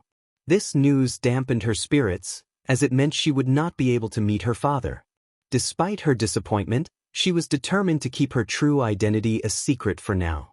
Over the past 8 months, her reputation had grown significantly, especially due to her work with 𝐼𝐻𝐼𝐻𝐸. Her strength had elevated her status even further. Though she was reluctant about not being able to reunite with her father, she accepted that her secret could serve as a valuable asset in times of danger. For now, she was content to observe him from a distance. After this conversation, she informed the fox girl that she would not be returning, as she needed to prepare for the exam. To her surprise, the girl revealed that Nizu had already granted her an exception. With a smile, Izumi headed home. Instead of going to her room, she found herself standing in front of her mother's room. For the past 3 days, her longing to enter had been growing stronger, and now she could no longer resist. Inside the dusty room, there was only a bed, a closet, and a bedside cabinet, where a family photo rested. As she examined the room, she noticed a letter on the bed. It was pristine, untouched by dust. She opened it and discovered it was written by her mother. As she read, tears began to well in her eyes. "Hello, Izuku. If you are reading this, it means I have passed away. Though I hope this day never comes, I want you to continue living happily. Have you been eating well? Have you made any friends? I wish I could ask you these questions in person, but I cannot. As she read on, her emotions overwhelmed her. She missed her mother dearly. The letter continued, revealing a shocking truth. Even though I am gone, you can still meet your dad. When I was working, I was assigned to eliminate your father. During that mission, I met him. Despite my intentions, he showed me kindness and protected me, which made me fall in love with him. We eloped and I had you. To keep you safe, I left him the next day, making him promise to never love another woman. I am glad to see that after 14 years, he has kept that promise. Your father is the greatest man I know, and I hope you come to love him too. His name is 𝐶𝐿, your favorite hero, All Might. Izumi tightened. Her grip on the letter, her mind racing. The man who had supported her for 14 years, the one she admired, was her father. She struggled to accept this revelation, feeling as if her childhood dreams had been shattered. She remained in disbelief for hours, only breaking free when she noticed one last sentence at the bottom of the letter. P.S. The paternity test is hidden in the bottom drawer of the cabinet. Show it to him and he will understand who you are. She hurried to check and found the test tucked away. The report confirmed that the man who had altered her dreams was indeed her father. After placing everything back in the cabinet, she slowly made her way to her room. Mr. Whiskers sensed something was off and approached her. She absent-mindedly patted the cat before drifting off to sleep, forgetting her need to shower. The next day, she took a shower, and as the steam filled the bathroom, she returned to her normal form. After getting dressed, she noticed Mr. Whiskers looking confused.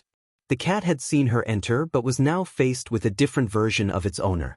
It peered into the bathroom, only to be met with a blast of warm air, causing it to jump back in surprise. Izumi picked up the cat and settled back down to sleep.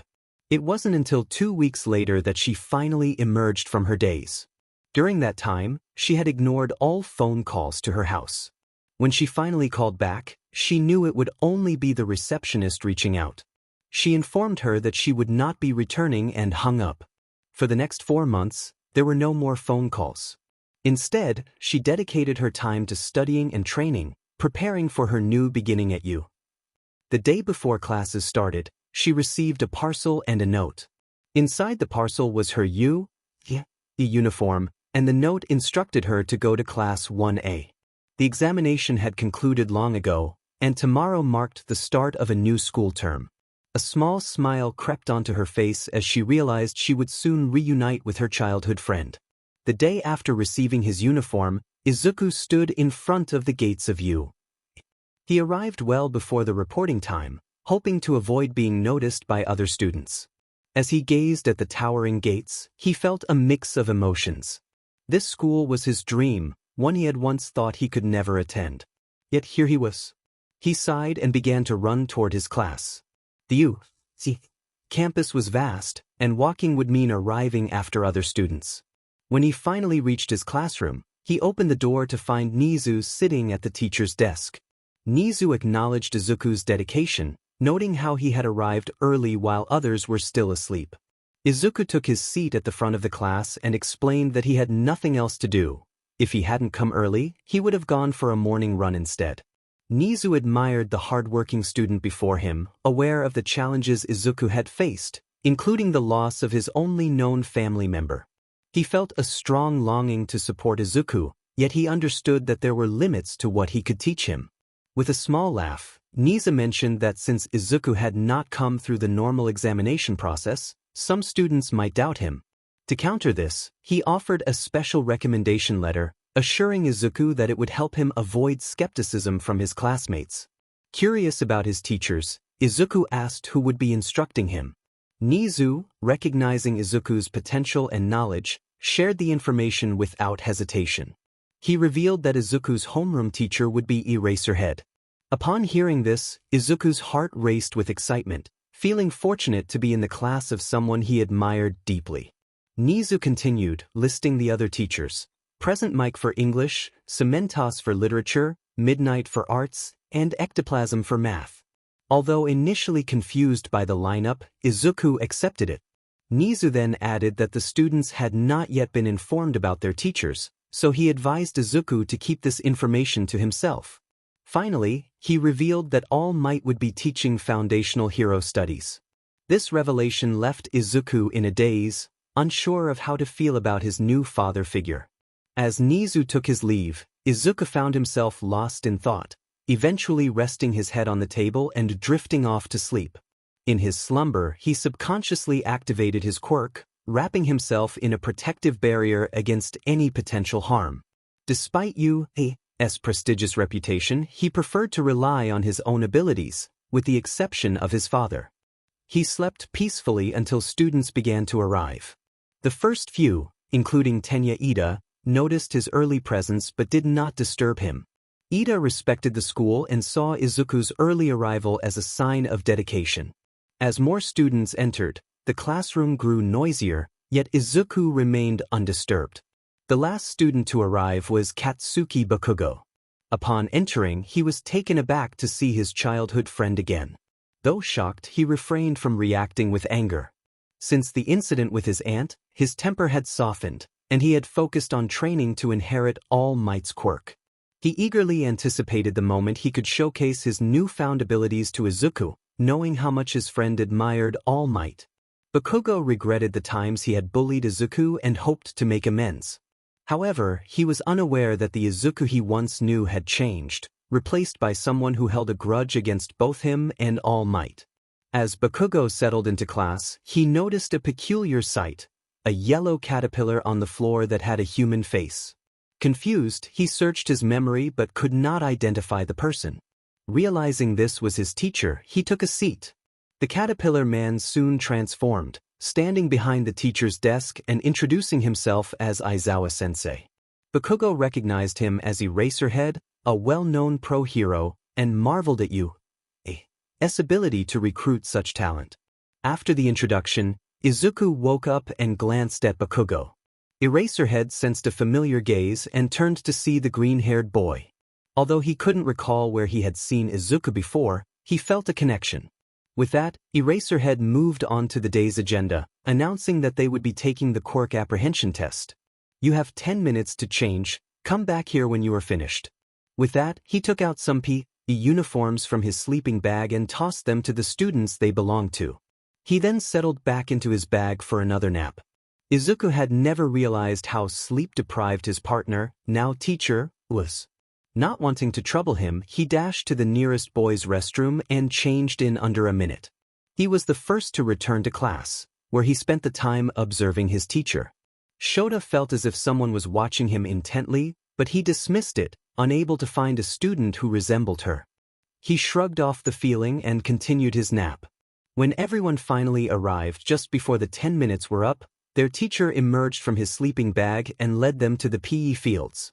He scanned the group for a suitable example and decided on the boy who had been giving him that familiar stare. He asked the boy what his quirk was. Izuku hesitated before responding that it was a body enhancement quirk. 𝐻𝐻𝐬 was surprised but managed to conceal it well.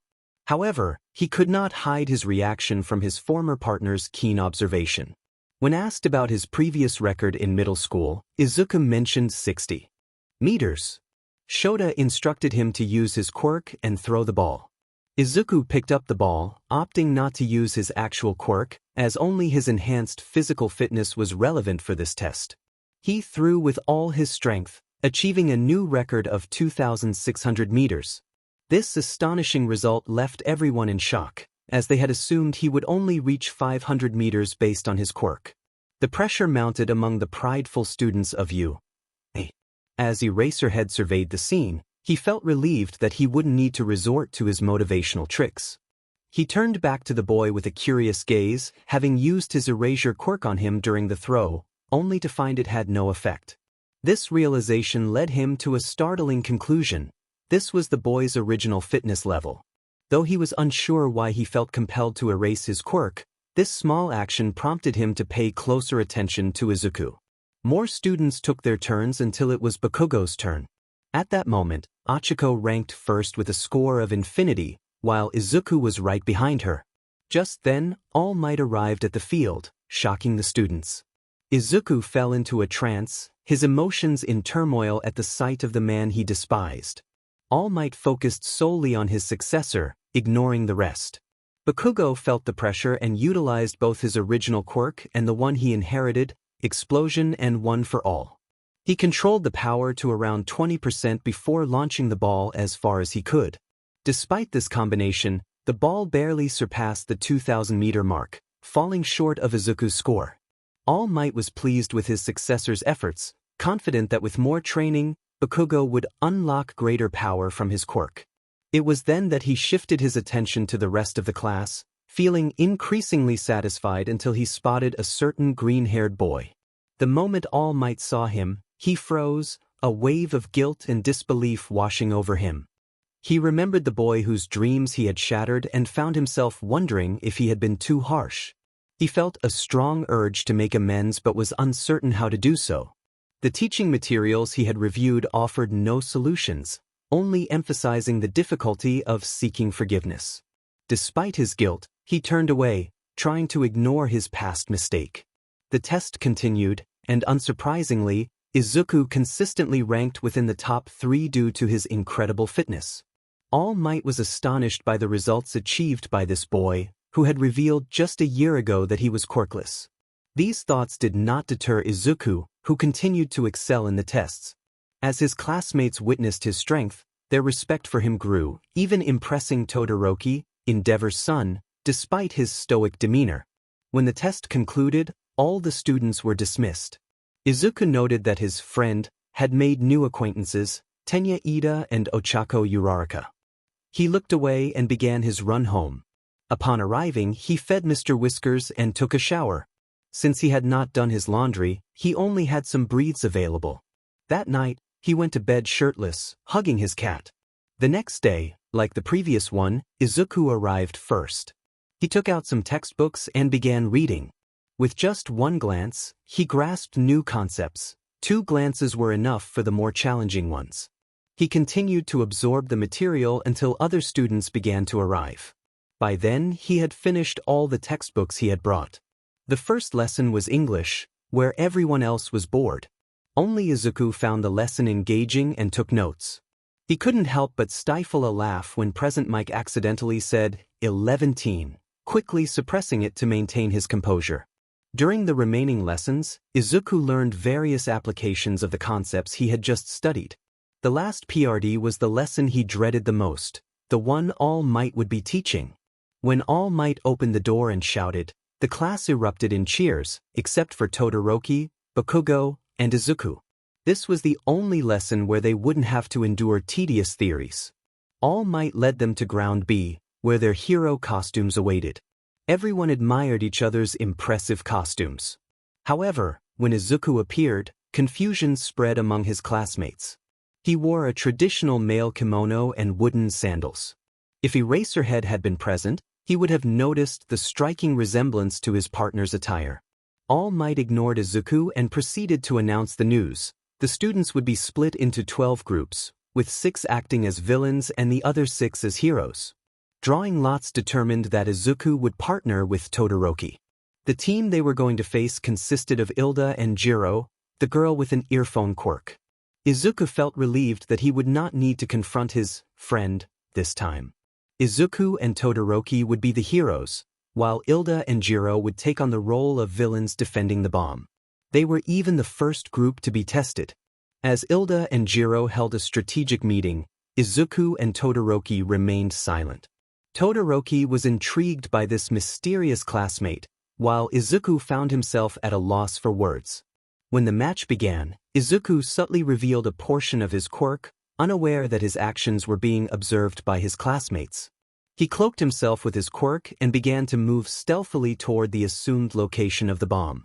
His footsteps were silent, making it difficult for 𝐿𝐵 to detect his presence.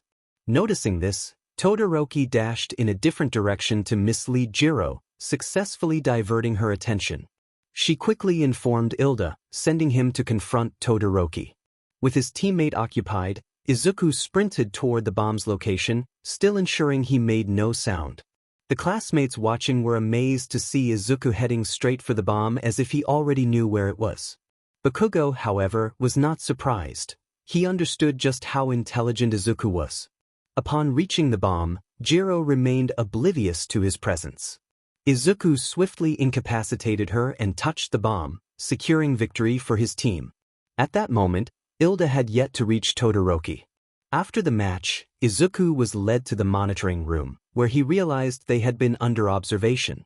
He couldn't help but feel a sense of regret for his earlier carelessness. Of course, he would implement measures to monitor them. Thankfully, his quirk was not easily detectable by those watching. He reminded himself to be more cautious and began analyzing his classmates' performances. He felt satisfied with everyone's efforts, except for 𝐼𝐻𝐻, who he found perplexing. He wondered how 𝐼𝐻𝐻 had managed to pass the examination. Then, the last group arrived, Bakugo and 𝐼𝐻𝐻 as the heroes, while Tsuyu and Mina took on the role of villains. At this point, Izuku excused himself to go to the restroom.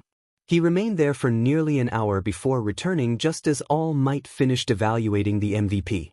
However, he was indifferent to who was deemed the best, as it was merely a simulation. In terms of stealth, Izuku's approach would have been ideal for solo missions. Once they were finally dismissed, Izuku started his run home. When Bakugo attempted to find him, he was already too late. Bakugo wanted to reconcile with his friend, but without the chance to meet, how could he ask for forgiveness? With that thought, he gave up on catching up and began his journey home. Ever since his aunt had passed away, he had not seen Izuku since middle school.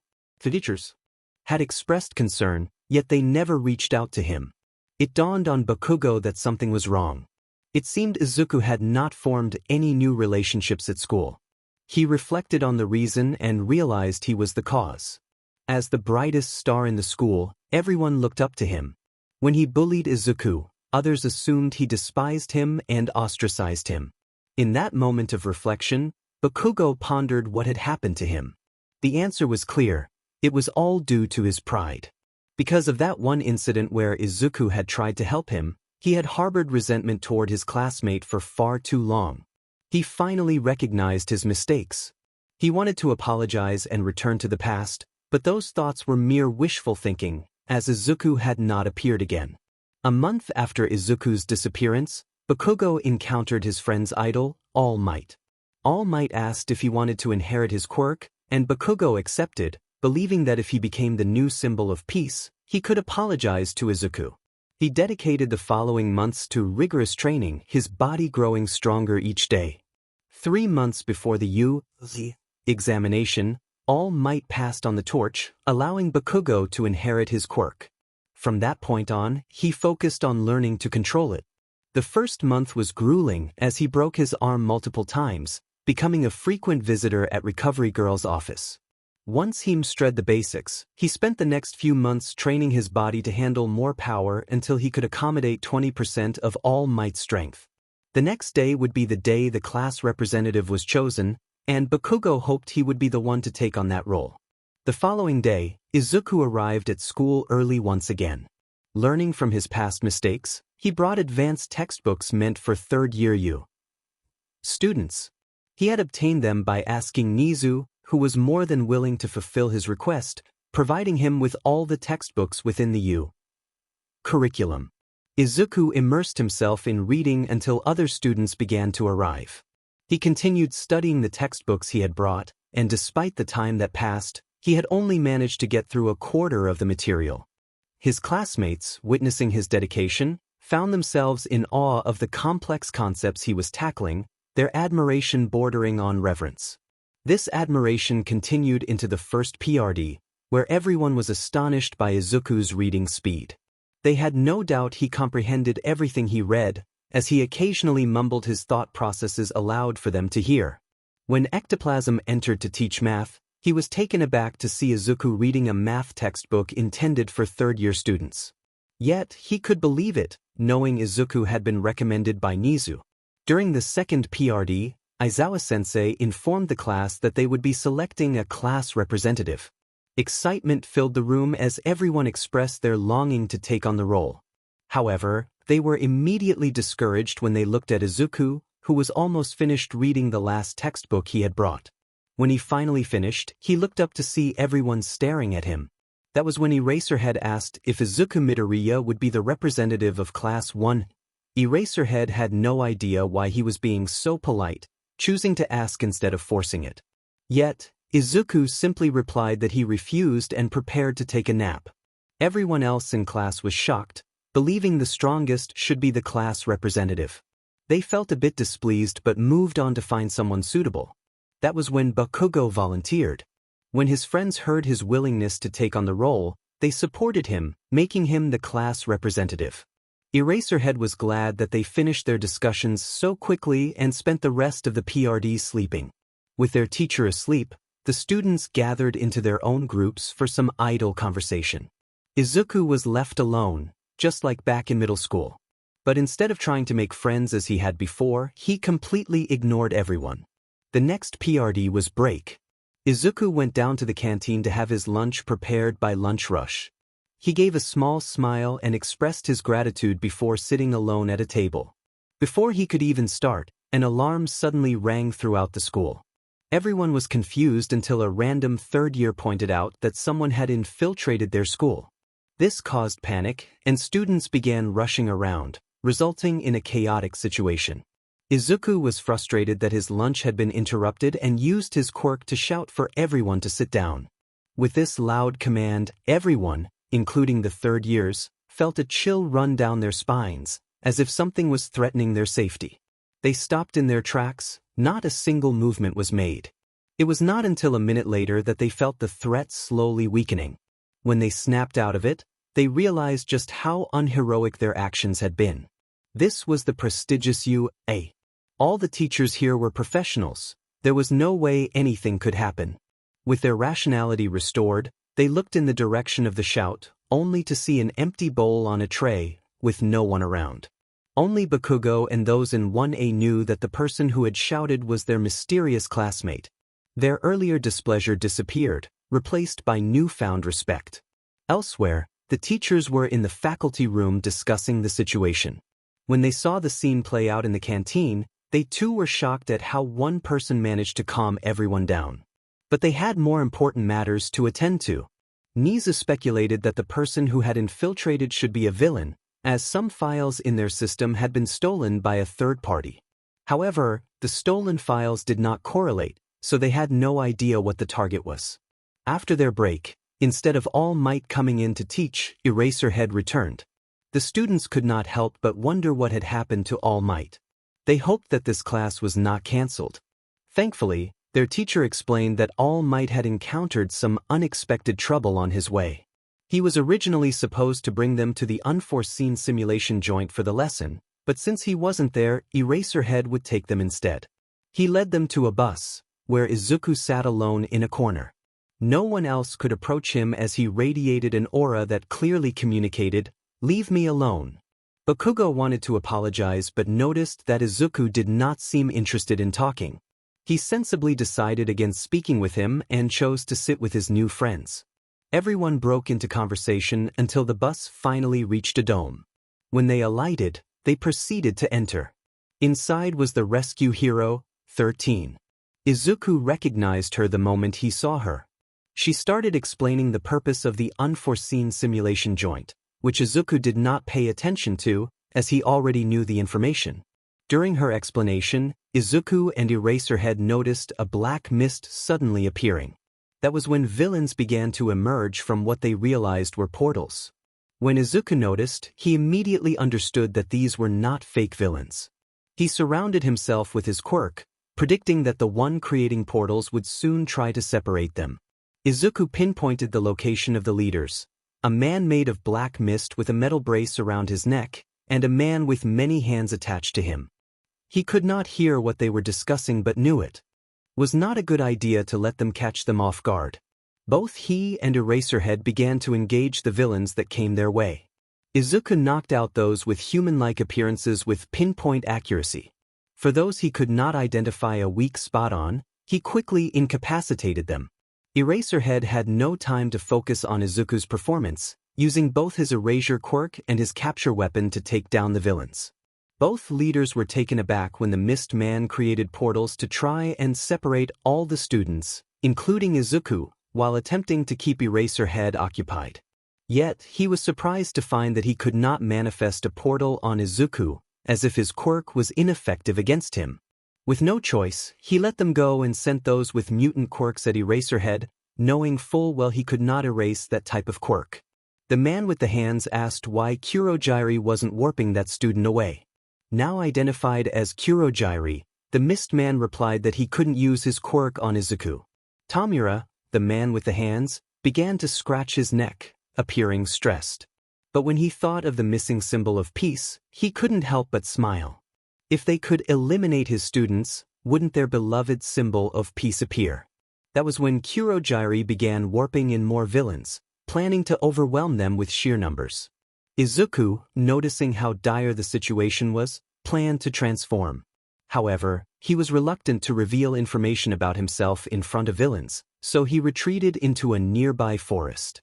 When Tamura noticed this, he laughed, taunting 𝐼𝐻𝐻𝐸 about his precious student running away. Izuku heard this but continued to retreat, knowing full well that his kitsune form would be more helpful right now. He ran for around 30 minutes before reaching a clearing. His transformation caused the temperature to rise dramatically, and he was determined not to harm the students nearby. The heat in the surroundings surged, reaching an extreme level.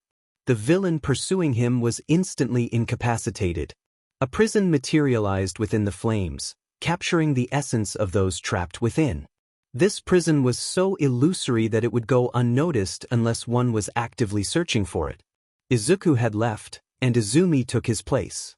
Thankfully, her hero costume was designed to withstand intense heat. She had it tucked away in her pocket as she rushed back.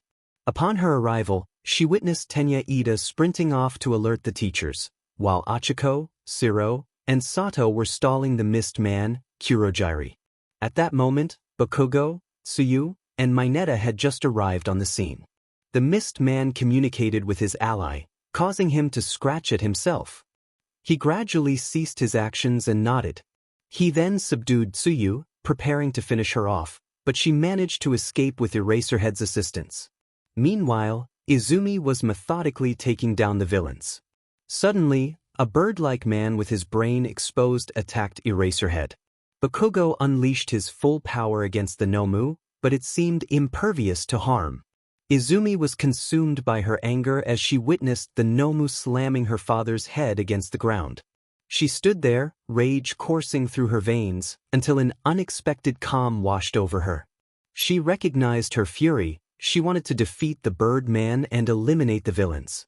As if responding to her emotions, the intense heat began to cool. While she was furious, her rationality remained intact. Her flames spread, enveloping the entire 𝐒𝐮𝐻𝐸. The illusory prison began to solidify, expanding until a shadow loomed over the area.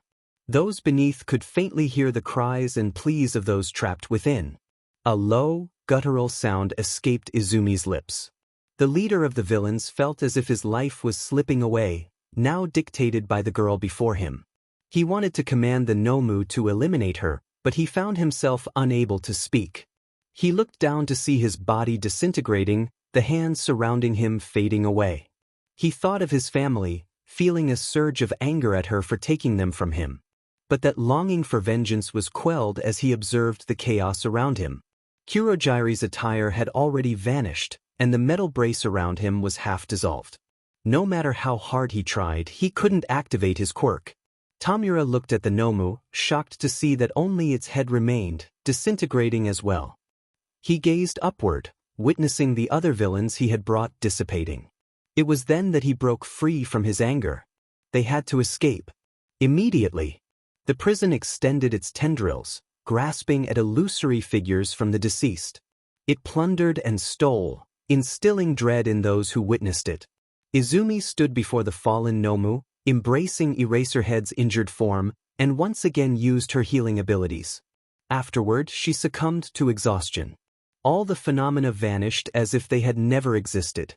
𝐼𝐻𝐻𝐸 entered a state of fury, attacking any remaining villains. However, the leader of the assault had long since fled the moment their quirks returned. With no outlet for his rage, he hunted down the villains he encountered. Eventually, he calmed down and turned to see his partner peacefully sleeping. She was curled up, resting her head on him. At that moment, All Might arrived. He had intended to come sooner but was delayed by Nizu's insistence. Upon his arrival, he was met with the sight of countless defeated villains and ashes covering the ground. Shocked by the devastation and concerned for his students, he quickly spotted them huddled in a corner. Everyone was present except for the green-haired boy. Just then, 𝐼𝐻𝐼𝐻 appeared, carrying a blonde girl on his back. The students regarded her with apprehension, while All Might felt a sense of familiarity. He retrieved an old notebook containing a description of a vigilante provided by his friend, 𝐶𝐶. He recognized that the description matched the girl on 𝐼𝐻𝐼𝐻's back. However, there was no time for questions. He instructed all the students to leave while simultaneously contacting other heroes on their way, informing them that the situation had been resolved. Later that day, Izumi woke up in a white room. She checked herself and felt relieved to find no injuries. Looking around, she spotted her father dozing beside her. Excited, she jumped onto his head, playfully rubbing her tail against his face. This stirred the tired man, who smiled gently in response. He set her down and affectionately ruffled her hair, not bothering to ask how she had arrived, knowing she would keep it to herself. They cherished this sweet moment until the infirmary door opened, revealing a tall man, a short, elderly woman, and a detective. Izumi recognized them immediately: All Might, her father, Recovery Girl, the doctor who had healed her before, and 𝐶𝐶, the detective with the lie detector quirk, an important member of the police force. She anticipated what was coming. Her instincts were correct, as the next few minutes were spent answering questions. During this time, she skillfully disabled 𝐶𝐶's quirk, rendering him unable to discern the truth of her responses. When he requested her to remove it, she simply shook her head with a cute expression. 𝐼𝐻𝐼𝐻 was surprised by her ability but refrained from questioning her. She was his beloved partner and daughter. He couldn't bear to doubt her. The interrogation yielded some results. They learned that she was the primary reason the League of Villains, the organization that had attacked them, suffered significant losses. They also trusted her, as she appeared very close to 𝐼𝐻𝐼𝐻. However, they were puzzled by her disdain for All Might. When asked, she simply stated that he was a meanie, causing a pang in All Might's heart. The questioning concluded when Nizu finally arrived. He requested 𝐼𝐻𝐼𝐻 to step outside before addressing Izumi. Izumi, correct. Do you have any information regarding Izuku Midoriya? She felt a jolt of fear at the mention of his name but quickly shook her head, refusing to answer. Though she could erase his quirk to stop him from probing, she felt reluctant to do so. Clearly, this rat already knew the answer. In fact, he probably knew that both Izumi and Izuku were the same. Nizu did not probe, understanding that the nail that sticks out will be hammered. He recognized that she was trying to hide a trump card for herself, so he no longer pressed her to admit it. He gave Izuku a week's leave due to severe injuries before dismissing her. She was grateful for the principal's consideration but felt that she should not hide for long. She was not worried about being at a disadvantage with her powerful quirks, even without her trump card. The real reason was that she was no longer satisfied with seeing her father from afar. She wanted closer contact with him. Human greed knows no bounds, and with this, she hoped for an opportunity to reveal herself, unaware that the chance to do so was already near. The day after the villain's attack on 𝐒𝐮𝐦𝐦𝐽, everyone in Class 1A realized that someone was missing. The classmate they acknowledged to be the strongest was nowhere to be seen. When 𝐼𝐻𝐼𝐻 arrived during homeroom, he was bombarded with questions about the missing classmate. Annoyed, he raised his voice, causing the class to quiet down. Once peace returned, he explained that during the villain attack, Izuku Midoriya had been severely injured while taking down a group of villains. Although he managed to incapacitate them, he sustained heavy injuries and was instructed to stay home for the coming week. Of course, none of this was true. This whole story was fabricated by none other than the smartest rat in you. Since the story fit well within the class's image of Izuku, they fully accepted it without question. Though some had doubts, they found no logical loopholes in the fabricated tale, believing they were simply too sensitive. Instead, 𝐼𝐻𝐻 announced that his partner would be joining them that day, taking the seat of Izuku Midoriya for the coming week. With this statement, a cheerful fox girl standing on her toes opened the door and entered, closing it behind her. The moment she stepped inside, a deathly silence settled over the class. They still remembered that the League of Villains' defeat was single-handedly caused by this seemingly harmless girl. She approached the front of the class and bowed before crawling up 𝐼𝐻𝐻's back, choosing to stay on his neck instead of sitting in her original seat. 𝐼𝐻𝐻 did not refuse and allowed her to remain there. Throughout homeroom, the class was treated to a refreshing sight. Not only did they see their stern homeroom teacher smile for the first time, but they also enjoyed the adorable sight of a young girl nestled against him. 𝐼𝐻𝐻 was tied against the wall to prevent any mischief, his mouth taped shut with 𝐼𝐻𝐻's tape. Though they would have preferred duct tape, this would suffice for now. They no longer feared the fox girl as much, with most of them swearing to protect her with their lives. This was especially true for Katsuki, who felt as if he had met the love of his life. With this thought, he suddenly realized that he may have developed feelings that confused him, questioning whether his preferences were appropriate for the future symbol of peace. He decided to keep this secret to himself, never wanting it to see the light of day. He was not alone in this. Todoroki had also begun to develop feelings for her. Surprisingly, 𝐼𝐻𝐻 had no inappropriate desires toward this girl, yet with the tape on his mouth, he had no way to express his feelings. He had to bear the consequences of his actions. Near the end of homeroom, 𝐼𝐻𝐻 finally remembered what he was meant to inform the class. He announced that 2 weeks later, the 𝐒𝐮𝐩𝐩 sports festival would be held again. He knew what they were thinking, but they needed to hold this competition to reassure the public that 𝐒𝐮𝐻 was completely unaffected by the attack. With his partner by his side, his demeanor was much more pleasant. Instead of throwing out the news and leaving the students confused, he explained the rationale behind the decision. The class was not used to such kindness. For the past 2 days, they had felt that their homeroom teacher did not care about them. As they thought about the coming week, they felt worried. What would happen after the girl left? Would he return to being the heartless teacher they were accustomed to? As always, the ignorant are blessed. They did not know that the fox girl was the same classmate who had dominated them. If she had revealed herself, there would never be a day when their cold-hearted 𝐼𝐻𝐻 would return. In this context, wouldn't it mean the ignorant are cursed? They quickly adapted to this new addition to their class. That was when the girl chimed in, reminding them that the sports fest was the biggest opportunity to be noticed by major hero agencies, which would affect their internships later in the year.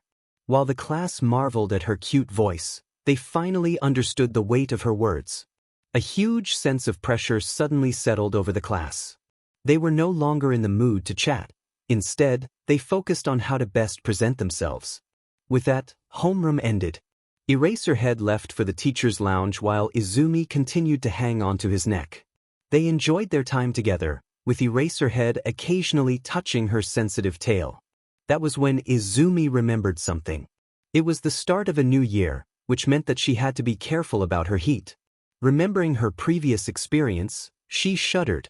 During that time, she spent far too much time in the bathroom, feeling an overwhelming urge to pounce on her papa. The thought of acting on those feelings with someone she considered her father made her want to find a hole and hide. Shaking those thoughts from her mind, she enjoyed her papa's gentle touch. Eventually, it was time for the students to go for lunch. A few minutes later, All Might entered the room with his successor, 𝐒𝐮𝐲. At the sight of them, Izumi felt a rush of anger but suppressed it, asking her papa to take her to the canteen. He gladly obliged and led her there. Upon their arrival, the rowdy conversations among the students abruptly stopped as they focused on 𝐼𝐻𝐻 and the girl hugging him. Initially, they admired her cuteness, but when he glanced at them, they quickly turned away. 𝐼𝐻𝐻 queued up, not taking advantage of the students' fear. He ordered a sandwich for himself, and the girl on his neck requested a katsudon. Hearing her voice, the students' attention shifted back to her. Feeling their gazes, 𝐼𝐻𝐻 turned to look at them, causing them to look down again. They took their food to an empty table. The girl exclaimed her gratitude before slowly savoring the exquisite katsudon. All the students in the canteen tried hard to sneak glances in her direction. Those who succeeded felt a rush of excitement, while others who were less discreet felt overwhelmed. When she finished, she let out a satisfied burp before crawling back onto her papa. Ignoring the curious gazes around her, she settled in for a nap. Eraserhead slowly stood up and left the canteen. Once he was gone, the students erupted into conversation, discussing what they had witnessed. This event sparked a new wave of rumors. Some imaginative students claimed the girl was Eraserhead's daughter, while others suggested she was his secret lover. The latter rumor led to a student being mercilessly confronted. For the rest of the day, they enjoyed each other's company. When night fell, she was invited to visit Eraserhead's home, which she eagerly accepted, curious about her papa's living space. Upon entering, she was surprised by its simplicity. Aside from 𝗏𝗏 and a kotatsu, the living room only had a television. His bedroom mirrored the living room's simplicity, featuring a bed and a cupboard. She noticed a stack of books beside the bed. Upon glancing at the titles, she understood why her papa often looked sleep-deprived. The books contained records of all the students in his class and their backgrounds, along with psychology and teaching methods. As a homeroom teacher, he didn't need to specialize in specific topics but was expected to be knowledgeable in many areas. Each book had around 500 pages, far surpassing the textbooks she read in the morning. If she had to read all of them, she would likely end up as tired as her papa. She stopped exploring and knelt on the tatami mats. Eraserhead had promised to cook dinner, and she was excited to taste her papa's cooking. A few minutes later, he emerged with 2 plates of curry rice, filled with potatoes and carrots. She devoured it with enthusiasm, looking like a chipmunk in her papa's eyes. After finishing her meal, she returned home, fed the cat, took a shower, and went to sleep. The next day, she arrived at class on Eraserhead's back once more. She noticed a change in the atmosphere compared to the previous day. Something must have happened, but she didn't bother to ask. Her papa seemed to notice too, but he didn't mention it. Later that day, the class attended 𝐼𝐻𝐬's lesson again, with Eraserhead and the girl in tow. The students were stunned but quickly regained their composure after the previous day's incident. 𝐒𝐮𝐬 was lecturing 𝐼𝐻𝐬 once more for his inappropriate use of his quirk. They were taken to the PE field to practice with their quirks, where Izumi noticed 𝗟𝗏𝐿's son. She knew he could use both fire and ice but seemed to be restricting himself to only using ice. Curious, she asked her papa about him, and he explained the boy's struggles. Izumi concluded that this classmate was holding back due to issues with his father, which troubled her. She couldn't believe that someone destined to be a hero was hindered by personal conflicts. What would happen if he needed to save someone? She asked her papa to bring him to a private area for a lesson. When he arrived, he was curious about what she would say. Instead of speaking, she used her quirk to share a memory from long ago, infused with her anger to provoke him. As he experienced the haunting images of suffering, he felt an overwhelming urge to act. The pain he witnessed overshadowed his resentment toward his father, causing him to subconsciously tap into the fire aspect of his quirk. When he emerged from the memory, he noticed the distance between himself and his teacher. The girl recognized he had come out of his trance and asked him what he would do in such a situation. He didn't know the answer. He had worked so hard to prove his father wrong, wanting to show that his father's ways were misguided. Those memories awakened him from his petty desires. He realized that he possessed a strength that others only wished for. If he didn't want to help others, then perhaps he should reconsider his aspirations of being a hero. With that thought, the teacher and the girl he admired departed, leaving him to reflect on what he had just witnessed. A seed of heroism took root in his heart, and he finally understood that he had been too selfish. He let go of his resentment towards his father, but that did not mean he would accept him. He was determined to prove to his father that he was better, aiming for the #1 spot that his father could only dream of. He bowed in their direction before returning to his training. It had been a long time since he had used his fire quirk, and it felt different now. He understood that this quirk was uniquely his. Although his father had given him the chance to possess it, ultimately, it did not belong to him.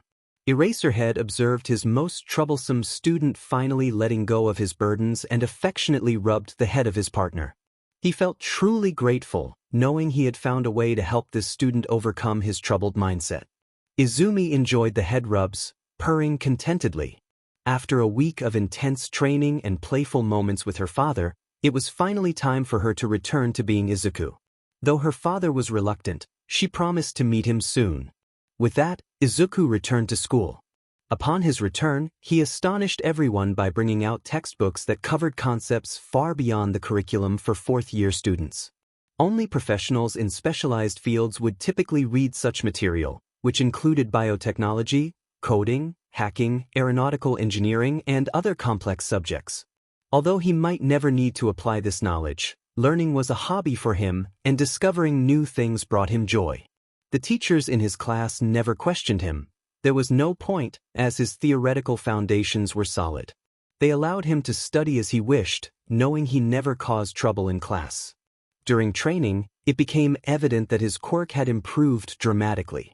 His strength had increased to at least 3 times its previous level, enabling him to effortlessly destroy stacks of 8 metal sheets. When All Might first witnessed this, he was taken aback, his eyes wide with astonishment. The level of enhancement was already half as strong as his own one for All, which was remarkable considering Izuku had only had his quirk for nearly 2 years, while All Might had honed his for countless years. Eventually, Izuku was asked to train alone, as anyone who witnessed his training would push themselves to their limits, often collapsing from exhaustion.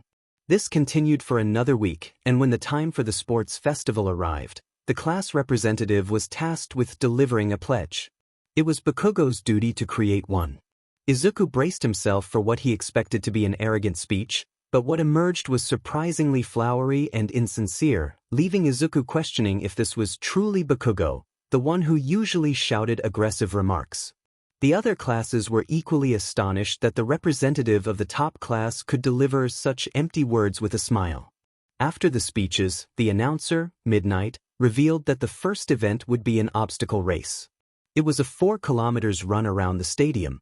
All competitors lined up at the starting line, and when the countdown ended, Izuku took off, quickly overtaking those in front of him. He noticed early on that the corridor leading out of the stadium was too narrow, recalling the chaos from when the alarms had sounded. As he predicted, a crowd formed as everyone struggled to push past one another. Todoroki, however, used his ice quirk to create a path above the crowd, and the others in Class 1A followed suit, swiftly navigating. The first obstacle. By the time Izuku reached the 2 kilometers mark, he was effortlessly dodging the villain robots blocking his path. He moved across the ropes as if they were solid ground, quickly arriving at the minefield. He stepped on the mines, but his body remained unharmed by the explosions. Reaching the finish line, he lay on the ground, waiting for the others to arrive. The audience was so surprised by how quickly first place was determined that they forgot to cheer. It was only when 𝐾𝐿 and Todoroki claimed 2nd and 3rd place, respectively, that the crowd remembered to applaud. Throughout the race, Todoroki and 𝐾𝐿 remained neck and neck. If not for 𝐾𝐿 using the mines to propel himself, Todoroki would have extended his lead with his ice path and his ability to create explosions with flames and ice. 𝗟𝗏𝐿, watching from the stands, focused intently on Izuku. He felt a sense of familiarity but found his thoughts slipping away whenever he tried to delve deeper. Looking back at the screen, he saw his son using his flames and felt a surge of pride that his successor was finally embracing his quirk to its fullest potential. He wanted to get a closer look but sensed something was off with his thoughts. Each time he tried to think more deeply, his mind would go blank again. He returned to his seat, feeling as if he were a puppet controlled by invisible strings. In the final moments of the race, 𝐾𝐿 managed to surpass Todoroki, who made a mistake with his quirk. This realization struck him. If such lapses occurred during a rescue, both he and the person he was trying to save could be in grave danger. After both 𝐾𝐿 and Todoroki crossed the finish line, Tenya, Mineta, Yaoyorozu, Tsuyu, and 𝐼𝐻 followed suit. Learning from his past mistakes, Mineta vowed to change his image. Previously, he would have tried to ride on one of the girls, but this time, he hitched a ride on Tenya instead. Tenya, aware that his classmate was counting on him, pushed his limits to secure 4th place, leaving Mineta in 5th. 𝐼𝐼𝐬 outperformed every contestant except the top 5 by utilizing a motorcycle. She would have claimed fourth if not for the third obstacle, the fall. After navigating that area, she used the mines as propulsion devices, increasing the distance between 𝐼𝐻 and 𝐶𝐻, which earned her the 6th rank. 𝐶𝐻 and 𝐼𝐻 were neck and neck for most of the run, with 𝐶𝐻 narrowly winning by a few millimeters, resulting in their 7th and 8th rankings, respectively. The last 2 spots were taken by Monoma, who copied Tenya's quirk, and 𝗫𝐿, who used his mind control to have Monoma carry him. At least 𝗫𝐿 was considerate enough to let Monoma take the 9th rank. While not many noticed how 𝗫𝐿 had manipulated Monoma, others speculated that he had made a deal behind the scenes. When the rankings were revealed, Class 1A completely dominated the top 10. The other classes felt envious and attributed this success to Class 1A's experience in battling villains. Izuku understood their thoughts all too well and couldn't help but smirk. He thought to himself that the villain attack had merely served as a catalyst, pushing them to work harder. He could see that the others were not taking their training seriously. However, he knew better than to voice this opinion, as his words would likely fall on deaf ears. He was the one they envied the most. With that, the first event concluded. Midnight announced that the next event would be the cavalry battle, quickly putting Izuku at a disadvantage by assigning him the 10 million points. All Izuku could think was that he had brought this upon himself. Izuku felt a wave of anxiety wash over him, but he masked his emotions. Reflecting on the past few weeks, he realized he had not interacted with his classmates at all. Even if he had the chance to change that, he wouldn't take it. His experiences in middle school had left a lasting impact on him.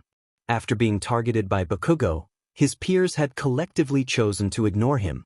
No matter how hard he tried, he couldn't forge friendships, leaving a wound in his heart that never healed. Despite this, he knew he had to team up for the next competition. It would be humiliating to be disqualified for not finding teammates.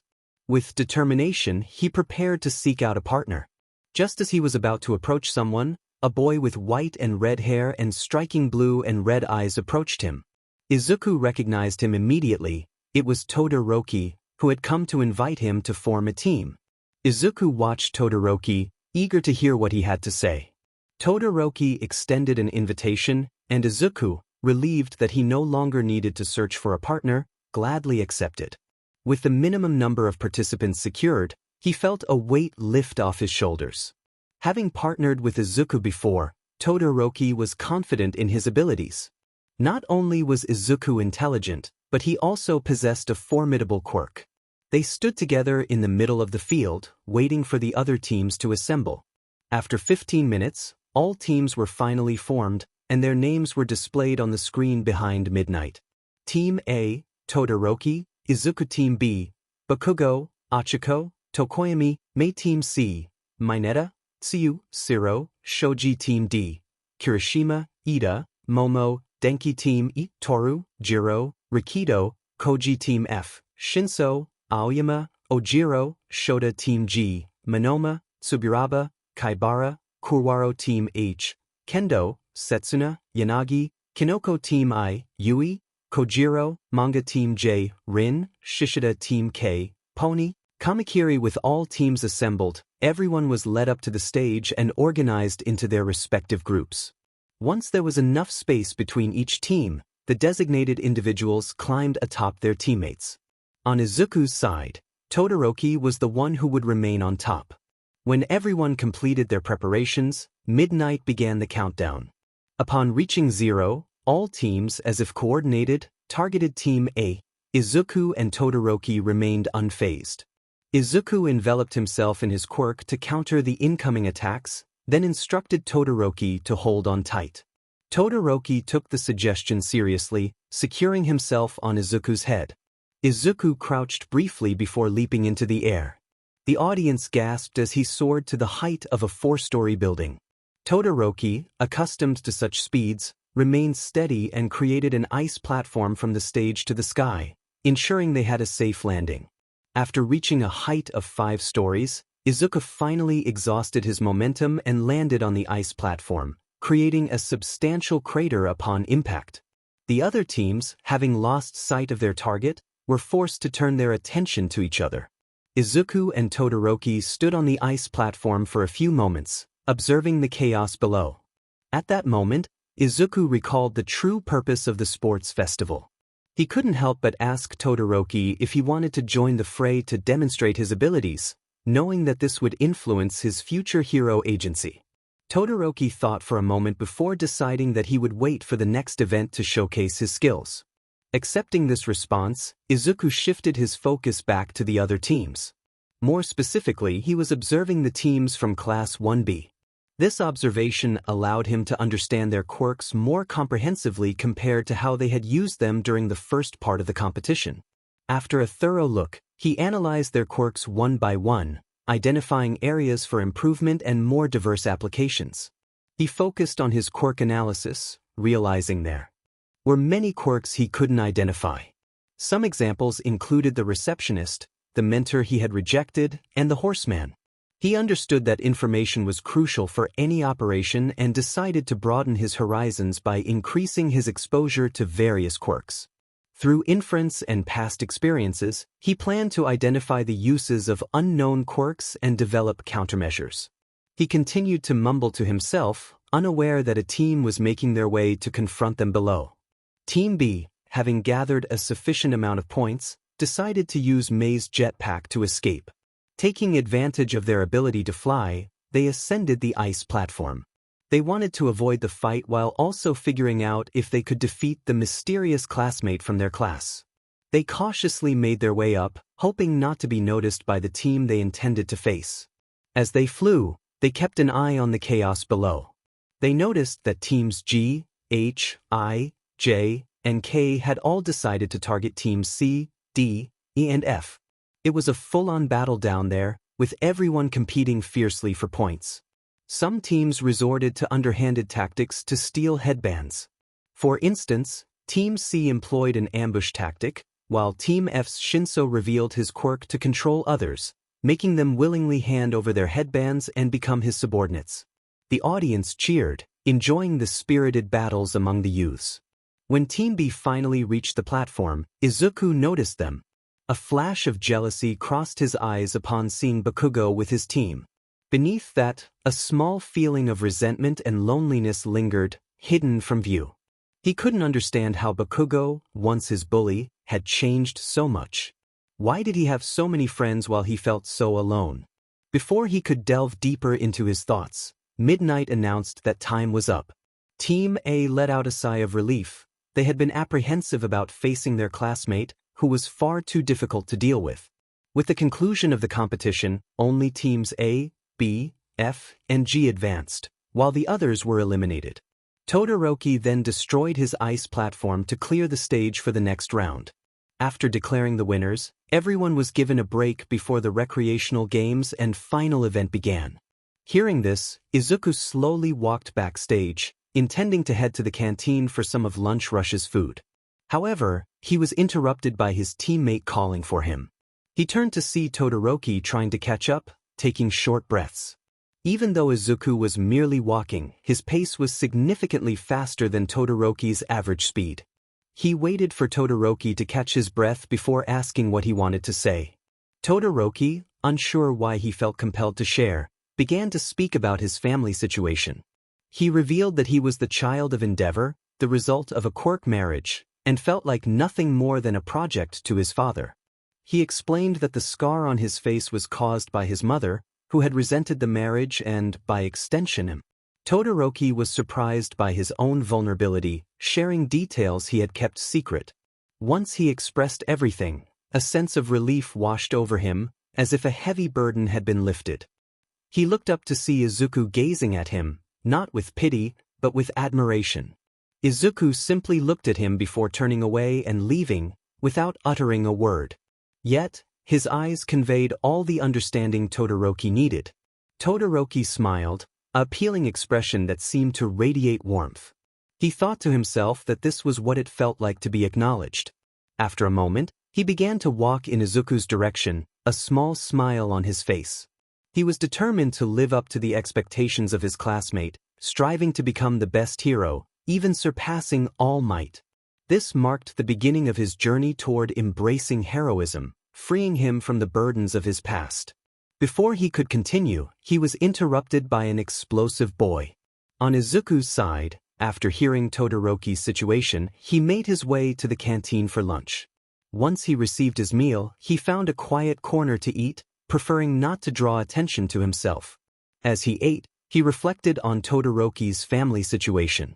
He thought about 𝗟𝗏 and the conflicting memories he had. Although 𝗟𝗏 often appeared angry, Izuku recalled moments where his eyes seemed filled with love for his child. What had changed? Izuku struggled to understand.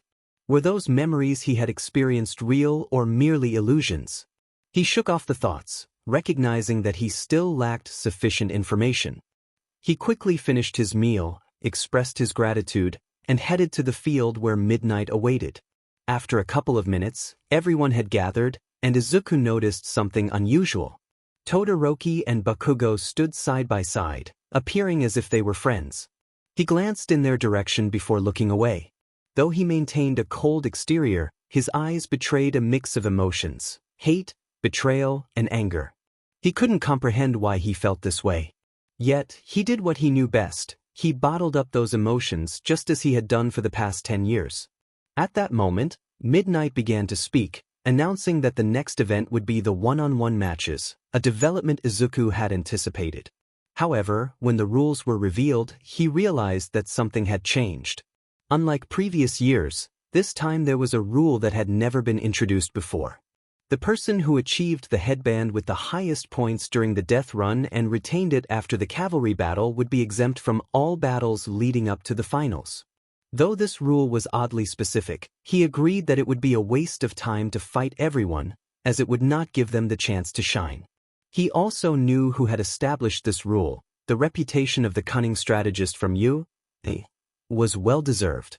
He made his way to the spectator seats, leaning against a wall in the corner to watch, preferring not to interact with his classmates.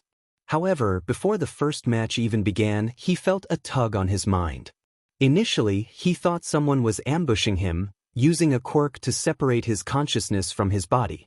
But he quickly realized that the tug was coming from within himself. Instinctively, he knew where it originated.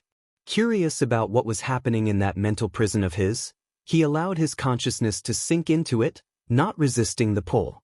When he opened his eyes, he found himself not on the stage but in front of a towering building that glowed with a blue light.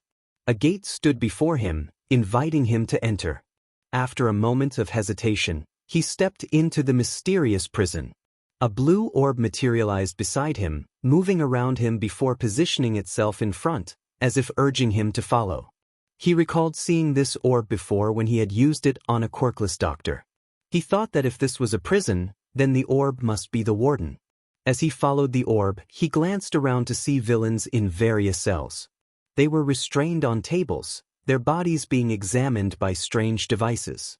Some devices were attached to their heads, while others seemed to penetrate their forms, extracting something from them. The sounds of their distress filled the air, and he felt no remorse for their suffering, knowing they had participated in an attack on his father. The orb stopped in front of a specific cell, spinning as if indicating for him to look inside. He peered in to see the quirkless doctor strapped to a table. The others, his body was not an illusion. While the devices on the others were scattered throughout their bodies, those on the doctor were concentrated on his head. A peculiar pink liquid was being drawn from him, and though he appeared alive, his eyes were devoid of life, as if he had lost his will to continue. He felt no pity for the doctor. The man's actions had far surpassed any suffering he was now enduring. The orb then moved toward the top of the cell, where the devices were connected to a jar. It manipulated the pink liquid within before returning to him. Without warning, the orb splashed the liquid onto him. At first, he was repulsed by the substance, but soon he sensed a change within himself, particularly in his mind. Memories that did not belong to him began to surface, revealing the experiments the doctor had conducted. He wanted to escape these memories but found himself trapped within them. 4 hours he was forced to witness the doctor's experiments, which included dissection of various beings. The knowledge was imprinted in his mind as if it were his own. Eventually, he stumbled upon a research paper authored by the doctor, detailing the results of his experiments on the 𝗏𝗏𝐻𝐿. He learned that the 𝗏𝗏𝐿 were ideal subjects because their bodies were unmodified, making them the perfect foundation for understanding those with quirks. The doctor had also made a groundbreaking discovery, the existence of the soul, which had only been theorized until then. He realized that some quirks manifested solely on the soul, meaning the actual number of quirkless individuals was much lower than commonly believed. The doctor intended to publish these findings, but Izuku had ended his life before he could do so. As the memories faded, he felt as though he had been expelled from that mental space. He opened his eyes to find the cell empty, the doctor gone. He felt a sense of relief. The memories had revealed the true extent of the doctor's cruelty. Despite the source, the knowledge he gained provided him with a newfound understanding of human and animal anatomy. He now possessed the skills to perform emergency aid on those in need. After contemplating this, he searched for the guiding orb, which had moved to a large glass wall.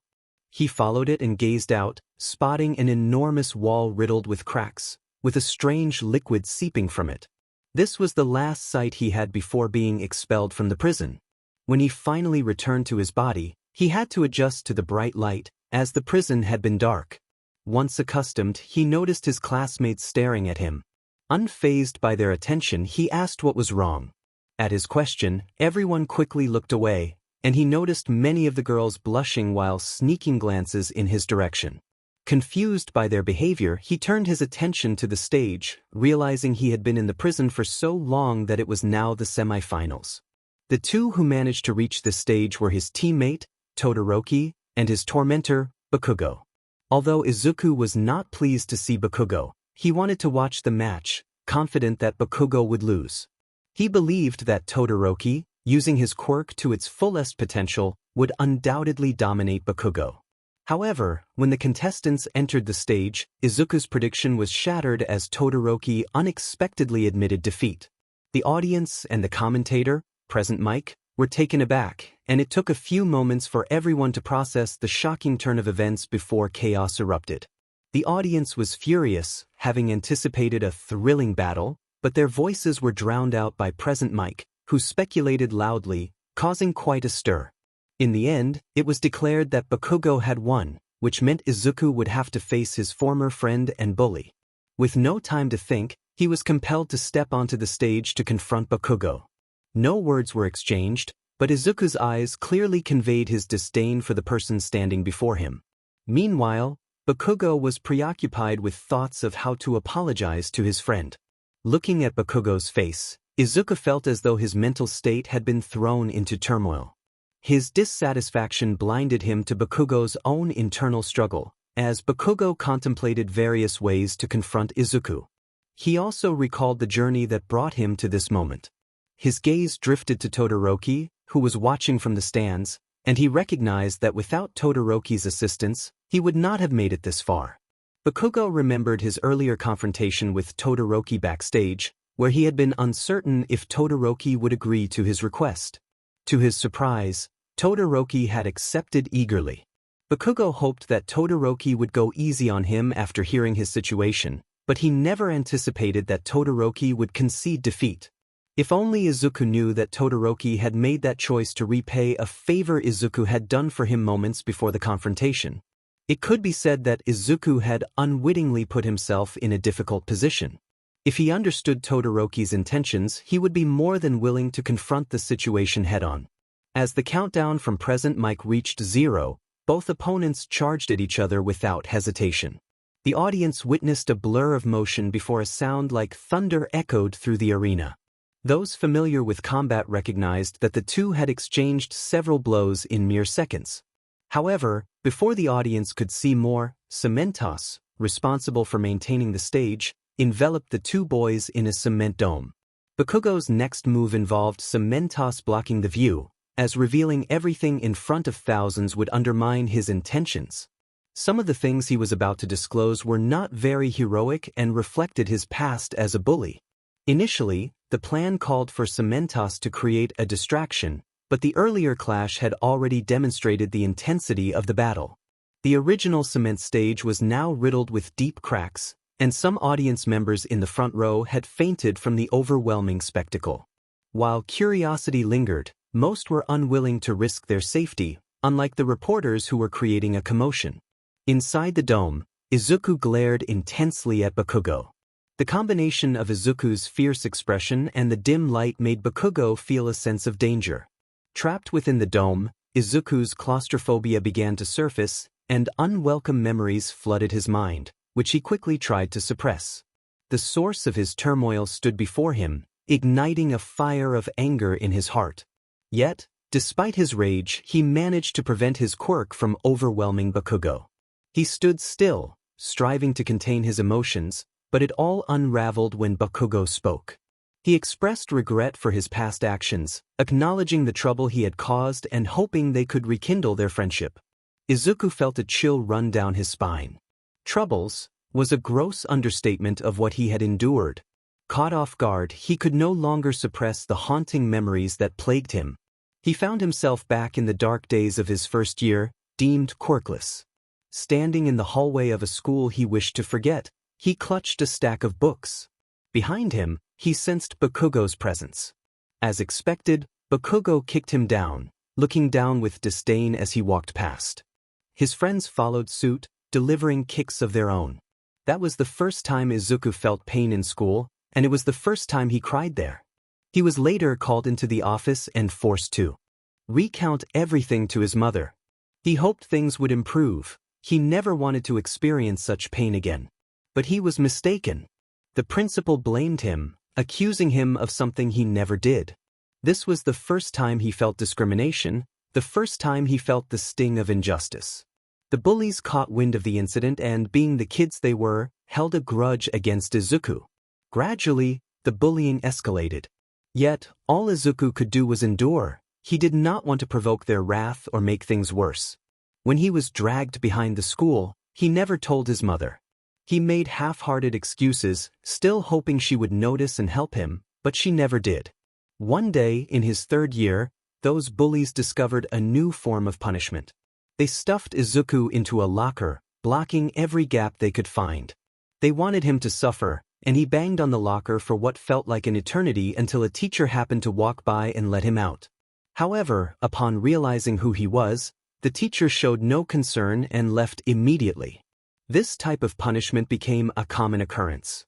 They always found ways to make him suffer, whether by submerging him in water, twisting his fingers, or forcing him to watch as they threatened to poke his eyes with a pencil. When he finally graduated, he left that school behind, determined never to remember that hell. But fate had other plans. After graduation, he found himself at the same school as 𝐃𝐭𝐲. With that, the bullying resumed. The first 2 years were a nightmare, as the bullies from his previous school were now here. However, when they were finally discovered, they faced consequences. Izuku felt grateful, thinking it would finally end. Yet, the bullying never truly stopped. Although not as intense as before, these new bullies drew inspiration from their predecessors, and even a teacher was complicit. Once again, as he recalled those memories, his emotions spiraled out of control. The wall he had built within himself was now covered in cracks, and the turmoil inside threatened to burst forth. The blue sphere within him struggled to absorb the chaos, knowing the consequences of failure but feeling it had no choice. It hoped this was only temporary. As it absorbed the despair, the aura surrounding it grew stronger. The sphere could no longer contain the emotions, allowing them to spread freely. However, within the sphere lurked dark threads that resembled parasites. Gazing too deeply into them would instill fear, stemming from the bone-chilling hatred they contained. These parasites stealthily consumed energy, unnoticed by the sphere. Outside, Izuku was overwhelmed by a torrent of emotions, all culminating in despair. Gradually, he became consumed by it. He knew he had to act. He began slashing at his surroundings, cutting through the cement dome as if it were paper. He had no specific target. He merely sought to release his pent-up frustration. 𝐒𝐮𝐻𝐽, noticing the disturbance, reinforced his walls to the limit.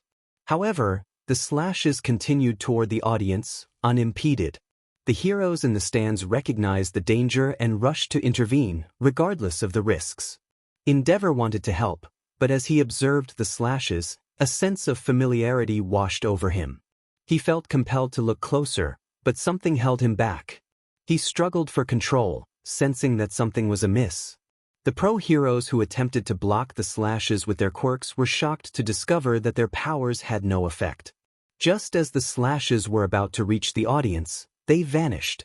If not for the cold sweat on the brows of those watching, no one would have realized how close they had come to disaster. Inside the reinforced dome, 𝐒𝐿 did his best to evade the slashes, but he couldn't avoid them all, resulting in injuries that tested his limits while using one for all. He called out for Izuku to regain control, expressing his frustration at the situation. Hearing 𝐒𝐿's voice only heightened Izuku's agitation, causing more slashes to converge on him as if wishing to erase him. 𝐒𝐿 had no choice but to increase his speed, utilizing both his explosions and one for all to dodge the slashes aimed at his vital points, accepting the ones he could not avoid. Each cut inflicted excruciating pain, pushing him to the brink of unconsciousness. If not for his indomitable will, he would have succumbed. For Izuku, every moment he saw 𝐒𝐿 only intensified his agitation. Memories began to blur with reality, trapping him in his past. The sphere within him had only absorbed a fraction of the turmoil, reaching a critical point. It was then that the dark threads seized their opportunity to strike. The sphere, unable to resist, was gradually overtaken. Hatred consumed Izuku's memories. He could no longer feel anything but animosity. He loathed his powerlessness, resented his parents for not giving him a quirk, despised the boy before him, and hated the discrimination he faced. His mind spiraled deeper into darkness, and the slashes became tainted, weakening the strength of 𝐼𝐼𝐼𝐼's dome. As the slashes broke free, they targeted indiscriminately, attacking the living rather than the ground. Nizu, Eraserhead, All Might, and several teachers were filled with concern. Midnight asked Nizu what was happening, but he could only admit he was unsure, knowing only that Izuku was at the center of it all. In a desperate attempt to assist the heroes, Eraserhead used his quirk on the slashes. To his surprise, they vanished the moment he focused on them. He briefly celebrated this victory, but was soon overwhelmed by a fragment of a memory that left him gasping for breath. He quickly shook it off, determined to erase the remaining slashes. However, after multiple attempts, the weight of the memories began to take its toll on him, bringing back feelings he thought he had long buried. A feeling of powerlessness washed over him, as if his life were merely entertainment for others. The other teachers in the room had already left, desperately protecting the audience. Those who were quick enough took the slashes with their bodies instead of relying on their quirks, which had already proven ineffective. As the slashes struck, fragments of painful memories began to assault them. This situation lasted for 3 minutes before the slashes ceased entirely, granting the heroes a moment to breathe and recuperate. Suddenly, a loud, animalistic roar echoed from the dome, followed by a figure soaring out of it. It was 𝐒𝐿, seizing the opportunity to escape when the dome collapsed. Finally, the source of the slashes revealed itself. Upon seeing him, everyone froze. The young boy's face twisted in pain, his eyes filled with hatred, veins bulging from his head. He resembled a beast, poised to pounce on anything in sight. Then he clutched his head as if suffering a mental breakdown. 𝐒𝐿 stood up, realizing something was terribly wrong. Regret washed over him, and he blamed himself. Meanwhile, Izuku was besieged by painful memories, fears, and hatred. His last shred of rationality held him back from causing further harm. Eraserhead, sensing a chance, attempted to erase the boy's quirk. However, he was bombarded with unfamiliar memories, each drenched in hatred that chilled him to the core. He could feel the injustice and discrimination that had plagued his student, overwhelming him to the point of kneeling, tears welling in his eyes.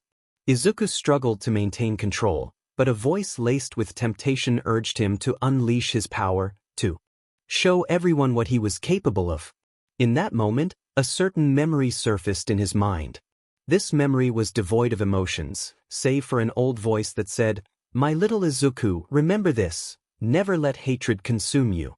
You will come to regret your actions, just as your mother and I did. I know you can do it, you just have to find it. The memory ended abruptly, but Izuku trusted the voice completely. Desperately, he searched for a way to stop himself from losing control. He looked at the scene of the blue ball, nearly engulfed in darkness. He recognized it as the source and wanted to crush it, but something held him back. He sensed there was a better choice. He scanned his surroundings until he found his only hope, the orange ball, radiating anger. He called out to the ball, pleading for its help, knowing instinctively that this was his only chance. The ball responded, moving toward the blue ball before enveloping it and continuing to absorb all the liquid it could. As it did so, Izuku felt his emotions shift. Hatred and despair faded, replaced by pure anger. The ball, having consumed enough energy, began to transform. Izuku anticipated this change but felt no concern. As long as everyone was safe, he didn't care if his true form was revealed. With the surge of anger, the temperature around Izuku skyrocketed, far exceeding his normal transformation. The heat was so intense that the cement beneath him began to dissolve. 𝐶EMENTOS, without hesitation, thickened his cement to the limit, creating a new dome. He could only hope it would withstand the phenomenon until it passed. After this ordeal, he was definitely taking that paid holiday. Unlike previous transformations, Izuku quickly absorbed the thermal energy around him, causing the temperature to cool rapidly. Izumi returned, but this time, her rationality had vanished. She unleashed her flames, consuming the cement dome around her, amplifying her strength and fueling her anger. As the dome dissolved, Izumi wasted no time, attacking 𝐃𝐭𝐲 in the blink of an eye. Her anger, unlike before, felt childlike, as if a furious child were striking an adult.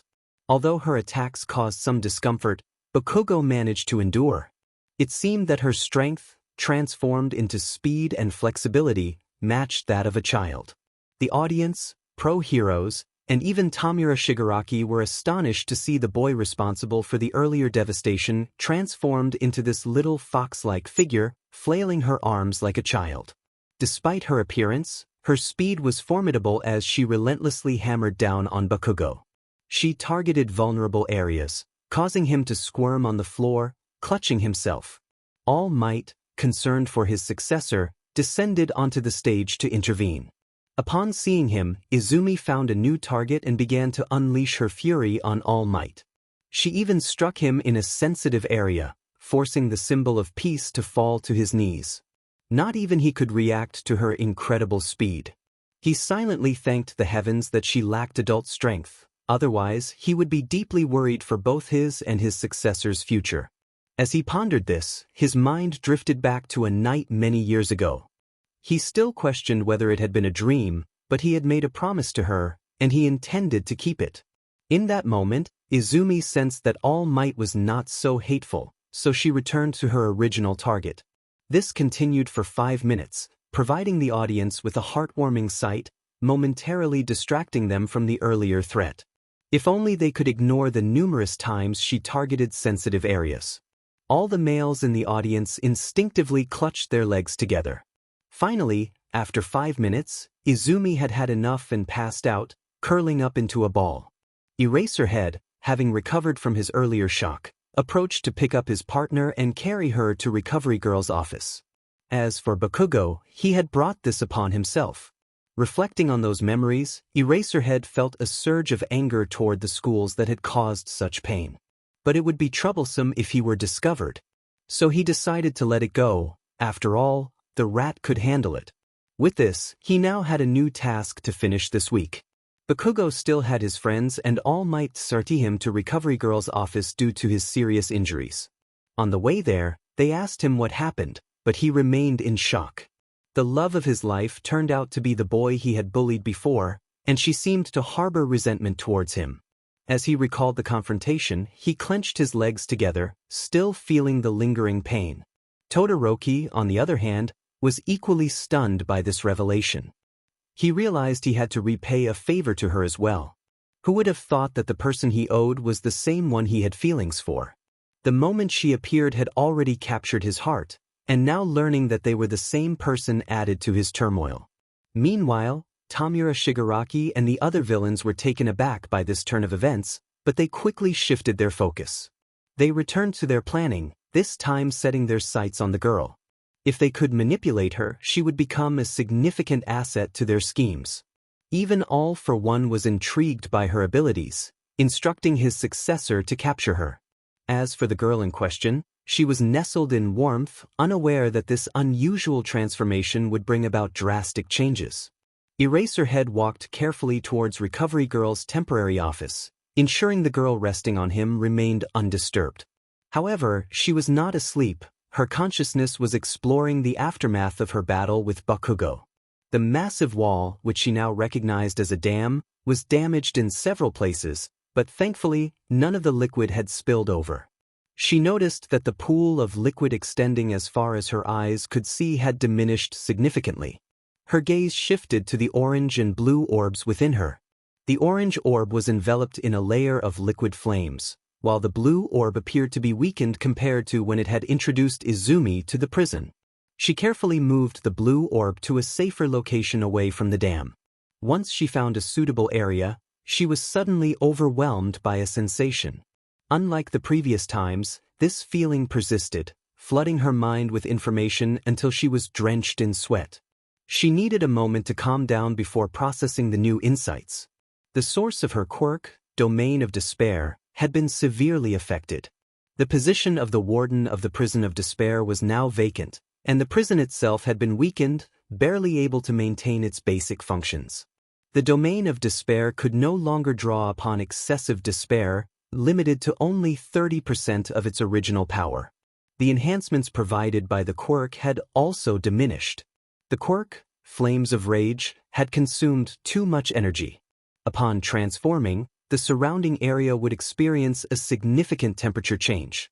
The energy consumed would be gradually released when in kitsune form, taking about a year to deplete completely. Due to overconsumption, the strength of Flames of Rage had increased dramatically, with intervals for heat reduced to once a month. The intensity of heat would be heightened, while the duration would be shortened to 3 days. Additionally, her kitsune form would now exhibit features resembling a fox. Reading this new information made Izumi feel like crying. Although the frequency of her heat had decreased, the intensity would be greater.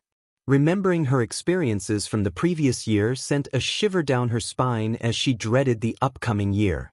While her quirk had been strengthened, her first quirk was currently inactive, and she had no idea when or how it would recover. Ultimately, what was done was done. Even if she regretted her choices, there was nothing she could do to change them. Still, releasing all that pent-up anger had been worth it. However, venting her frustration did not mean she was ready to confront her true father or forgive her bully. Suddenly, she realized another challenge awaited her. Not only would she have to explain her situation to her partner, but she might also need to clarify things to her classmates. Additionally, she faced another dilemma: which bathroom should she use now? Although her mind would remain that of a girl, convincing her classmates of this fact would take time and effort she was reluctant to invest. Lastly, she had to contend with those who might think that since she had originally been a boy, she should assist them. Imagining those individuals made her feel a surge of frustration. Having inspected everything, she returned to her body. When she opened her eyes, the first thing she saw was white. She looked around and realized she was in a room resembling a hospital. Beside her bed sat an elderly woman she recognized as Recovery Girl. Recovery Girl looked at her and asked if she was okay. Izumi nodded, remaining silent, knowing that heroes like Recovery Girl understood when to refrain from asking too many questions. The room fell into silence until the door opened. Eraserhead entered, accompanied by Nizu, who was perched on Eraserhead's shoulder. Seeing Nizu in that spot made Izumi feel a twinge of jealousy, as that was usually her place. Nizu hopped down and found a seat beside her bed. They exchanged glances until Nizu broke the silence, asking what she planned to do next. Izumi felt confused, wondering what else she could do. Honestly, Izumi did not expect to reveal herself in front of millions of people. Now, she had drawn the attention of many heroes and villains alike. She was certain that numerous villains were making plans as they spoke. Nizu looked into Izumi's eyes, as if trying to uncover her secrets. Izumi, however, remained confused. 𝐒𝐮𝐬 was taken aback when she did not seem concerned. It took him a moment to regain his composure and ask if she was not going to hide or if she was not worried. Izumi shook her head. What did she have to worry about? She was strong enough and had no obvious weaknesses at that moment. Even if villains wanted to target her friends and family, it would not be possible. 𝐒𝐮𝐬 was stunned before he began to laugh joyfully. He had initially thought she would run away and hide upon hearing about her situation. A child like her should not be able to handle such pressure. However, he abruptly stopped laughing and observed her confidence. He wondered if she truly believed she was absolutely safe. Izumi did not answer, but her eyes conveyed everything 𝐒𝐮𝐬 needed to know. He found her to be an odd child. Izuku Midoriya was, by far, the most interesting student he had ever encountered. If only she were not so talented, he would have wanted her to be his apprentice. 𝐒𝐮𝐬 sighed, realizing he had little to teach her beyond his own intelligence. He could only rely on his staff to guide her. Thinking back to a certain cold lady, he smiled, contemplating whether she would accept Izumi after being rejected once. The thought of introducing Izumi brought a chuckle to his lips. However, he had to address the pressing issue at hand. He refocused on Izumi, explaining that her powerful quirks would inevitably attract attention, necessitating increased security around her. Additionally, they had to address the complications of her transformation. As he observed her, he noted that although she appeared harmless, the power she wielded was comparable to that of weaker pro-heroes. Still, he found it strange to see one of his male students suddenly transformed into a girl. He asked if she could change back, and Izumi felt awkward. She had initially wanted to revert to her previous form, but given the new information she had received, she had no choice but to remain as she was. She informed 𝐒𝐮𝐬 of this change, omitting details about her weakened quirk and the complications of her transformation. 𝐒𝐮𝐬 faced a dilemma. He could not risk the safety of Japan due to a simple transformation. Now, he needed to consider all the arrangements for her. With a sigh, he told Izumi he would need time to think about the issue before allowing her to return to school. After saying this, he left for his office, now burdened with additional paperwork alongside this new challenge. Meanwhile, Bakugo was in another room at 𝗟𝐿's office. Aware that there might be issues between him and Izumi, 𝗟𝐿 had placed them in separate rooms. He reflected on their fight, struggling to understand why his friends seemed to harbor such animosity toward him. He felt he had changed. He was no longer the same Bakugo he had been before. Yet, his friend did not seem to notice. Now that his friend had transformed into the girl he also had feelings for, he was overwhelmed with conflicting emotions. He was unsure how to approach her, but he knew he needed to find a way to mend their relationship. He began to plan, considering discussing the situation with his friends, hoping their perspectives might provide clarity. At 𝗟𝗏's residence, the living room bore the marks of his turmoil, with holes in the walls reflecting his inner chaos. 𝗟𝗏 sat on the sofa, clutching his head, which throbbed with pain as he recalled his performance at the sports festival. He questioned why he had lost control upon seeing that boy. Each time he pondered these questions, pain surged through his mind, like needles piercing his skull. In an attempt to alleviate the pain, he banged his head against the wall, creating more damage around the room.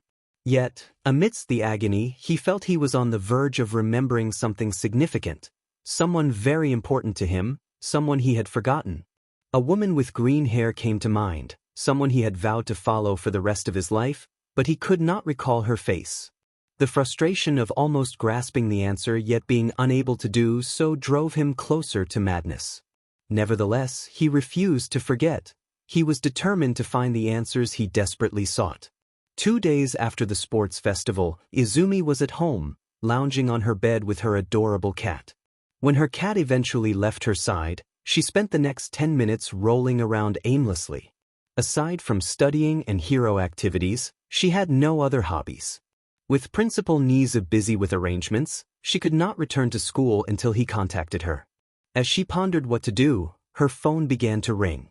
Confused, she realized she had not shared her contact information with anyone, which could only mean one thing. She jumped out of bed at lightning speed and answered her phone, wondering if it was 𝐒𝐮𝐦𝐻.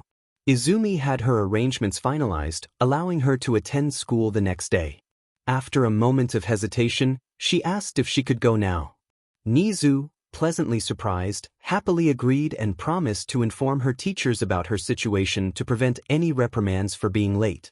There was a brief pause as Izumi heard 𝐒𝐮𝐻 speaking with someone else, but the conversation was too distant for her to make out the words. Eventually, 𝐒𝐮𝐻 instructed her to stay put, mentioning that he had asked someone to bring her to school. Curious, Izumi inquired about who it would be, but 𝐒𝐮𝐻 mischievously replied that she would find out soon enough before hanging up, leaving her feeling a mix of anticipation and determination for a playful revenge. Despite her thoughts, Izumi went downstairs to wait for her mysterious driver, not wanting to keep them waiting. A few minutes later, a black car pulled up to her house. When the window rolled down, her guess was confirmed. It was her father. Excited, she rushed to the car and hopped into the back seat. 𝐼𝐻𝐻 smiled as he drove them to 𝐿, having volunteered to take his partner to school. It seemed he would be doing this for a while, acting as a protector for her. Izumi enjoyed the classical music playing on the radio, but soon succumbed to sleep, drifting off into dreamland.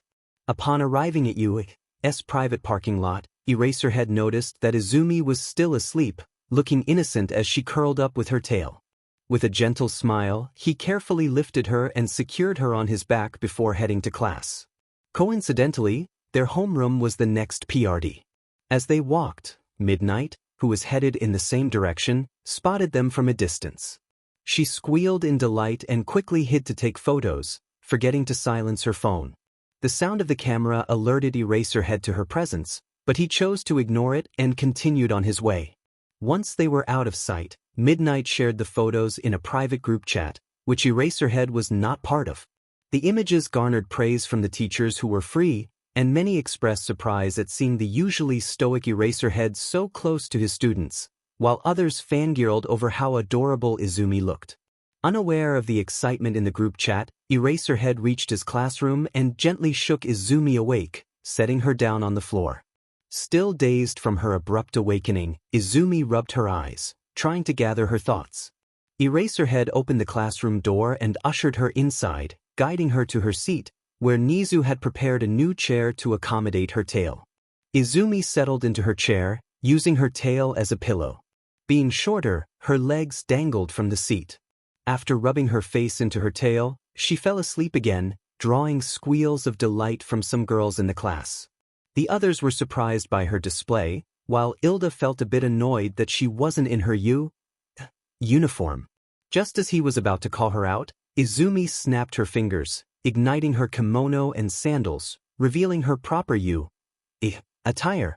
The transformation shocked the class, and 𝐼𝐻𝐻 quickly regained his composure to start homeroom, informing everyone about the upcoming internship program.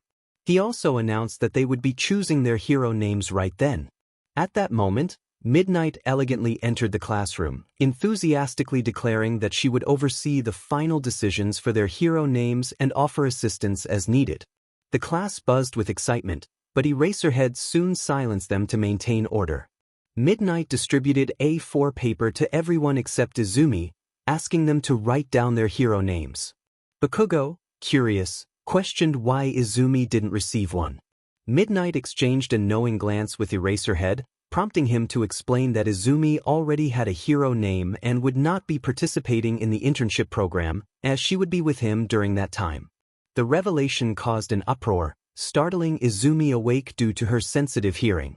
She instinctively covered her fox ears with her hands and her regular ears with her elbows, causing concern among her classmates as they noticed her discomfort. Though she was the same age as them, her appearance made her seem much younger. Once the ringing in her ears subsided, Izumi lowered her hands and looked around, puzzled by the commotion.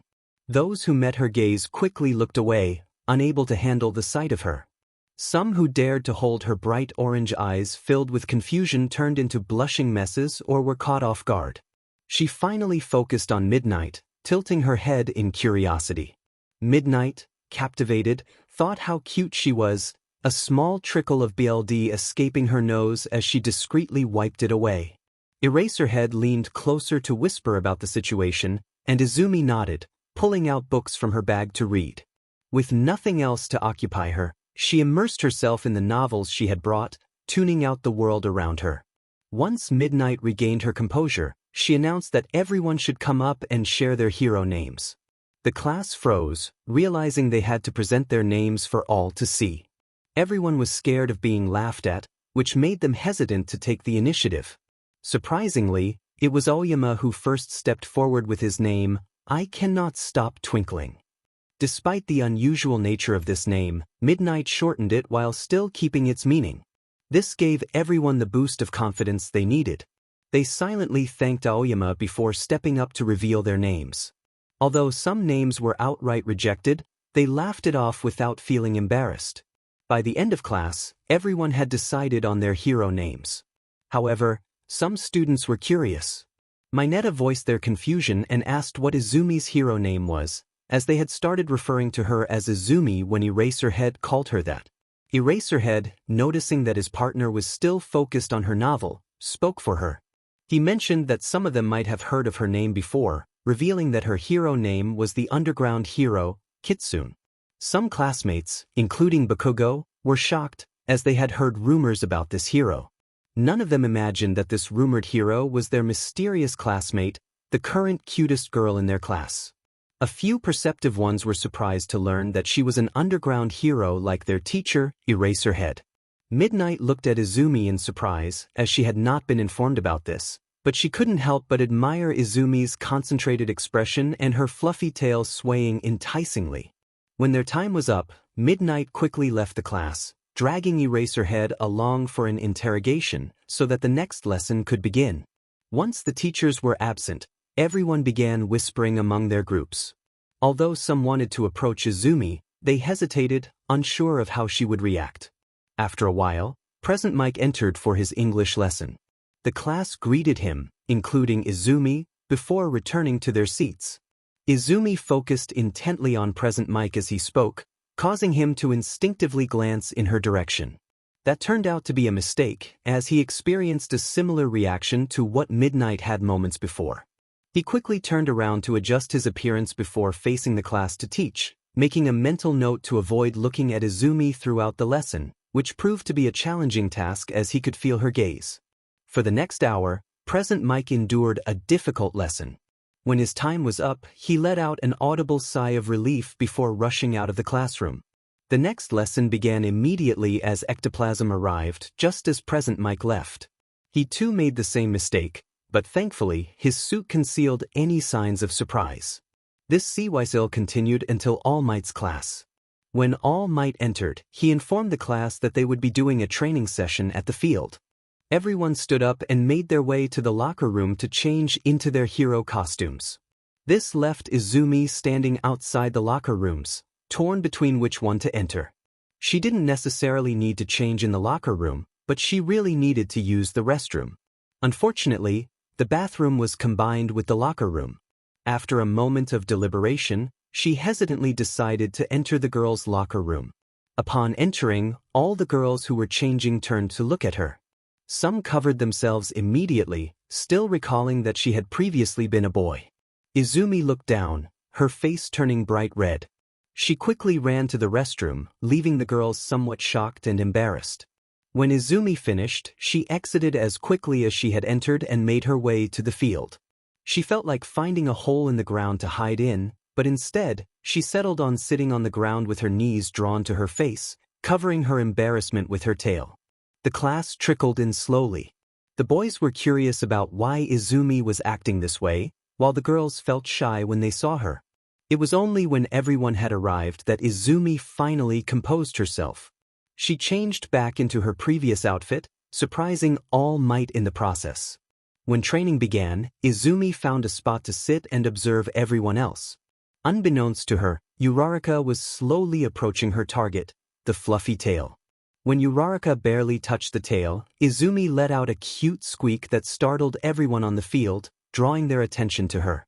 Instead of the cute, focused look they were used to, they were met with a stuttering Izumi, blushing profusely. Some students were overwhelmed by the sight, while the rest struggled to maintain their composure. In the end, Izumi resolved the situation by playfully punching Uraraka with tears in her eyes, which made everyone feel protective of her. Her image in their minds began to shift from that of a strong hero to a harmless and adorable girl. That marked the end of the first day of school. In conclusion, everyone now felt a longing to protect Izumi as if she were their little sister. They also learned that touching her tail was a sensitive subject for her.